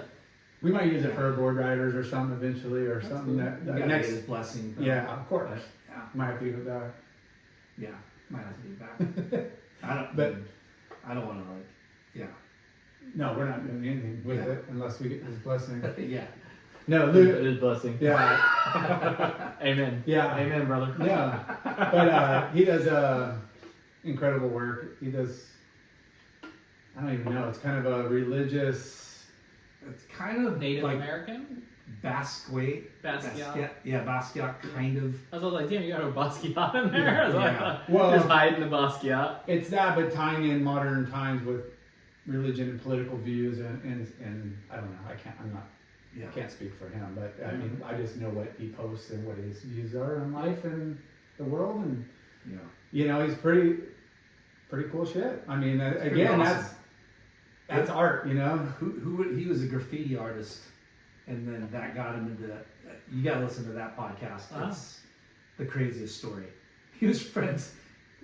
At 17, moving here and doing all that. At 15, he was living out of a van, following the Grateful Dead, Damn. selling shrooms With his in parents? weed. Or By himself. No, by himself. He dropped out of high school or 9th grade and followed the dead. But his parents gave him the blessing. Yeah. They're like, hey, okay, because his mom, his parents were like, his mom was super into it, and we're like, okay, cool. And then he got into drugs, and he went to federal prison, but he was an artist, graffiti artist, like he said, because it was, tagging and how cool and big you could do it, and the most unique places and hierarchy, and then came out and got sober and started doing art. And What's crazy is he is a good-looking dude, and oh yeah, he did it. He was dating some model chick, and then the agency saw him, and they're like, "Oh, we want to take pictures of you." And he's like, "No, I'm not a model," and he became a model because of that. He was a drug dealer. He ran clubs in Hollywood. He dated Paris Hilton and her Sounds crew. like a normal Hollywood And situation, he actually. lived- That's pretty normal. He lived with Paris Hilton during that time where her and Lohan? yeah, that like It's a good era. Era, That's yeah, like Muska yeah. era, too. and he started a clothing line that she helped sponsor. And the dude You just gotta listen to the episode. The Breaking Bad, you know the Breaking Bad movie? Yeah. Or series? Yeah. The kid, whatever that kid's name is. Aaron Paul or whatever? Yeah.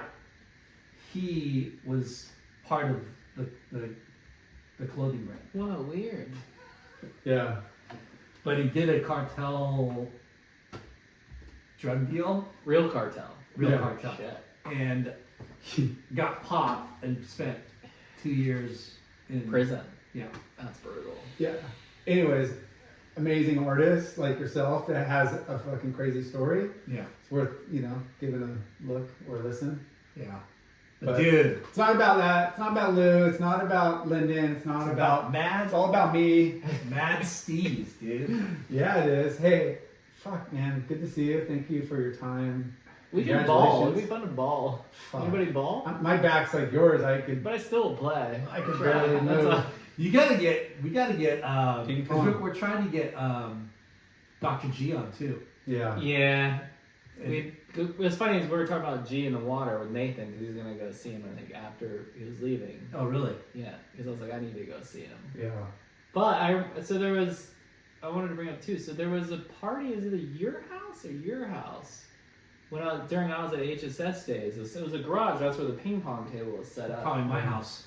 And I In the smoked. garage? I smoked all you fools, and you guys didn't. Man. You remember me saying that? Man, it wasn't our house. It was one of your house. Maybe you guys both lived together. It was in a garage.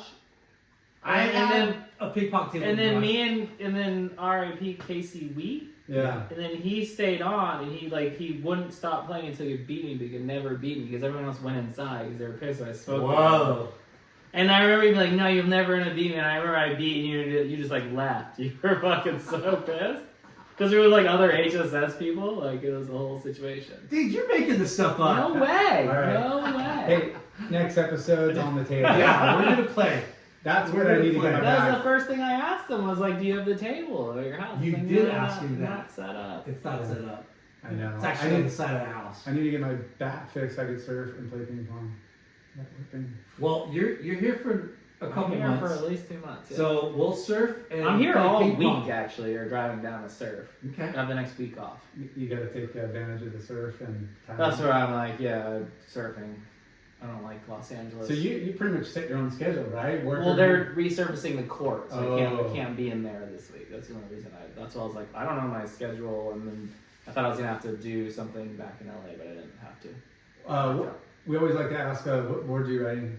I have a Dumpster Diver 2 Nice. CI. I thought I liked it at first, but it's kind of too buoyant, which is really weird. foamy. Really foamy. I mean, it's 29 liters, which is my normal thing, but I feel a little jittery sometimes. Is Which it epoxy? No, I don't like epoxies I for don't that either. reason. It feels like it's an epoxy, but it's not. So I'm having a weird time with it. What size is it? 5'9", You're gonna have to go 5'8". smaller. Yeah. I think it is a 5'8" actually. You're getting a 5'7", Yeah. so it's too big. So what happens because there's so much, not that particular model, but I have like a similar board that I like Okay. that, and because the white point's moved up a little bit and there's a lot of foam in front of the front foot. I feel my front foot's fucking so weird. I'm like shaky on my front foot. Like I just don't have any You're control pushing- sometimes. Yeah, I don't know. Maybe I mean, I just assume it's like human error. But then I like surfed. if like, it's all Lyndon, the- I would say 100% human error, but for you, I would say It's probably human error, but something's weird. there's a lot of foam in front of the front foot. So I feel like I don't like that. Yeah. So over my front foot, whether being back or front foot. I don't know. I've had a board like that, and I went down an inch, and it totally Interesting. changed. I need to get some new boards. Yeah, but I don't Yeah. know. I mean, I'd have to see you. I mean, you know the feeling. And you It know feels weird. Yeah. Yeah. Too much foam, and it's Yeah. it's hard to get around because it's too buoyant. You can't. It's It's too buoyant. loose, but you can't. That's what I feel like. Rip it. It's shaky, but I can't do what I want to do. It's Yeah. the weirdest feeling, actually. Maybe I it's don't just know. strange. That's But that's That's a perfect California or regular Yeah, shortboard that in board this looks era. sick. That board looks It really looks good. Yeah. I mean, I have this Panda that I've had since before I moved, or I still had it when I lived here. Yeah. Still my favorite board. I still ride it like at home every. Pandas look sick. I've Yeah. never had one. But They've been my favorite boards, and I just we bought had them them. on the podcast. Yeah. too. You did, yeah. Yeah. And I just always buy Comay. You know Comay, Christian Comay. He's like he's kind of a studio rider, works at Bear Flag. I just buy his used boards off him. They're the best boards. They're the sickest. Like that's why I want one of those. Hey, there's a lot of good boards out there now. Yeah. There is. And, you know, they're expensive too. Well, that's why you should get a new board. Like, I got lucky with this one. I was supposed to get some boards from Mikey February. I'm friends with Duma. I Yeah. was like, because I was like, I needed a board here. Like, I didn't want to travel going back and forth. I was like, well, you just get one from Mikey. Yeah. And it just like his fucking storage unit locked up. I don't have the key, whatever. It always kept being a thing. And then like, I happened to land here. It was my last trip here, and Duma's like, hey, do you want that board from CI? I'm like, what do you mean? He's like, you ordered a board? I'm like, no, I didn't. And like, fucking go to the warehouse. Sure enough, there's a board. And they're like, I was like, oh, I'm Duma's friend. And he's like, says MadSteez on it. I'm like, all right, see you guys. Like, I have to pay for it already. That's killer. I mean, with Yeah, your that's- influence and your talent, you should be able to get I- flow from a lot of Yeah. people based on like, hey, I'll do some The mural. I did a sick trade with Matt Biolas years ago. I did like for law, or I did like it was like his 50 year or 40 year or something. And I did like him wearing his mask. He still has it in his warehouse or something. that's cool. And we traded a bunch of boards for that. Did you I was see like, that he- that's sick. Bought Fashions or whatever. No. He's got a What's Bashams? glassing factory, like Oh. a surf factory. So they've got like a new complex. Wow. Yeah. He does well for himself. He's Yeah. good. He just like snowboarding. He's like a weird Jerry Lopez. It's like I just want to snowboard. He Like, snowboards a lot. yeah. Yeah, him and Strider always go to Mammoth, right? Yeah, they got places next to each other right up in the killer Well, they neighborhood. do. Damn sick. Yeah. Yeah. Before you leave, Whoa. Sponsorships. yeah, Well, I love Skosh. actually, this Skosh too. So the Yeah. Skosh battery, the Skosh water bottle, which Yeah, so the battery just magnetizes to the back of your phone. I'm really stoked on that. Especially actually the water bottle too, because I need water all day while I'm on the lift, getting Yeah. up and down the scissor lift. This is gonna be sick. There you go. Skosh Lord. There you go. Whoa! It Yeah. actually is on the tripod. I forgot. There you go. There's your. It's so sick. And before you got here, I gave him one of our loose ponchos. Sick. Oh yeah, I'm actually really hyped on the poncho. Yeah. Yeah. So you got that, and then We got some late nights with Chalky merch. Yeah, for we got sure. some late night of Chalky Yeah. merch. Thank you to our sponsors. Yeah, Caballero Pools and Spas. If you're anybody looking for some. Does it have to do with like the Caballero? No, Oh damn. maybe they're Maybe cousins. local. Steve Cab's just like laying fucking some tile and he like skates it. Finless skateboards. This is a Toots Pro model. And Earth Pack. Thank you, Earth Pack. Thank you to Murph Electric Bicycles. Thank Yeah. you to Foo Wax. Wax, Northside Cafe. Northside Cafe, Bonsai Bowls, Capacity Beers, Ashland. Capacity Brewing Company. Shoots. Yeah, Brewing Company. Shoots. Shoots. OG. Have you been to Shoots yet? No, I don't even know what that is. So If you go down to Oceanside, Carlsbad, Not sushi. really. there's Here. 2 locations. Ah. You should go to Oceanside one day. I did an SLS artwork thing when I went to the contest in Oceanside, but that's probably wouldn't be there otherwise. If you go down there, there's this little street called Tremont Collective. Okay. There's a Brixton store, Atacama, and then there's like a coffee spot, and then some other bars, and then Shoots is in there too. Shoots. Yeah, and Oh, Shoots is Shane Magnuson's place. Ah, sick. Yeah. That's This pretty guy, cool. Shane and Chris, they've got 2 of them, one in Oceanside and one in Dope. Carlsbad. Super good pokey, tacos, like it's insane. I'm already a fan. Yeah, Yeah. yeah. Newsom. Next time you go down there, let me know and we'll get you hooked up. Oh, And yeah. Bonsai Bowls, Yeah. thank you. Love Northside Joe. Love Cafe. Joe. Yeah. Yeah. MadSteez. And you guys. Thank Congrats, you guys. man. Thank you, Happy man. New Year. Happy New Year. Happy Happy New New Year. Year.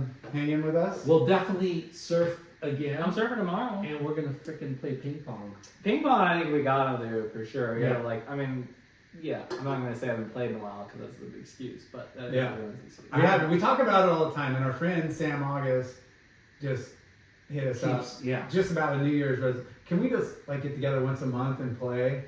Because we're all so busy and pulled in so many ways, but it's such a good. It's not that busy to play ping pong. No. No. 25 minutes or Yeah. something. Especially if you guys live across the street. You know, for sure. Yeah. We just got to make it happen because it's so much fun. Just I will be the catalyst. the shit. So make it We're happen. gonna do it. We're gonna do it. All right. Thank you. You. Mark Paul Deren A.K.A. MadSteez. Steez. Matt Sheets. MadSteez. Peace.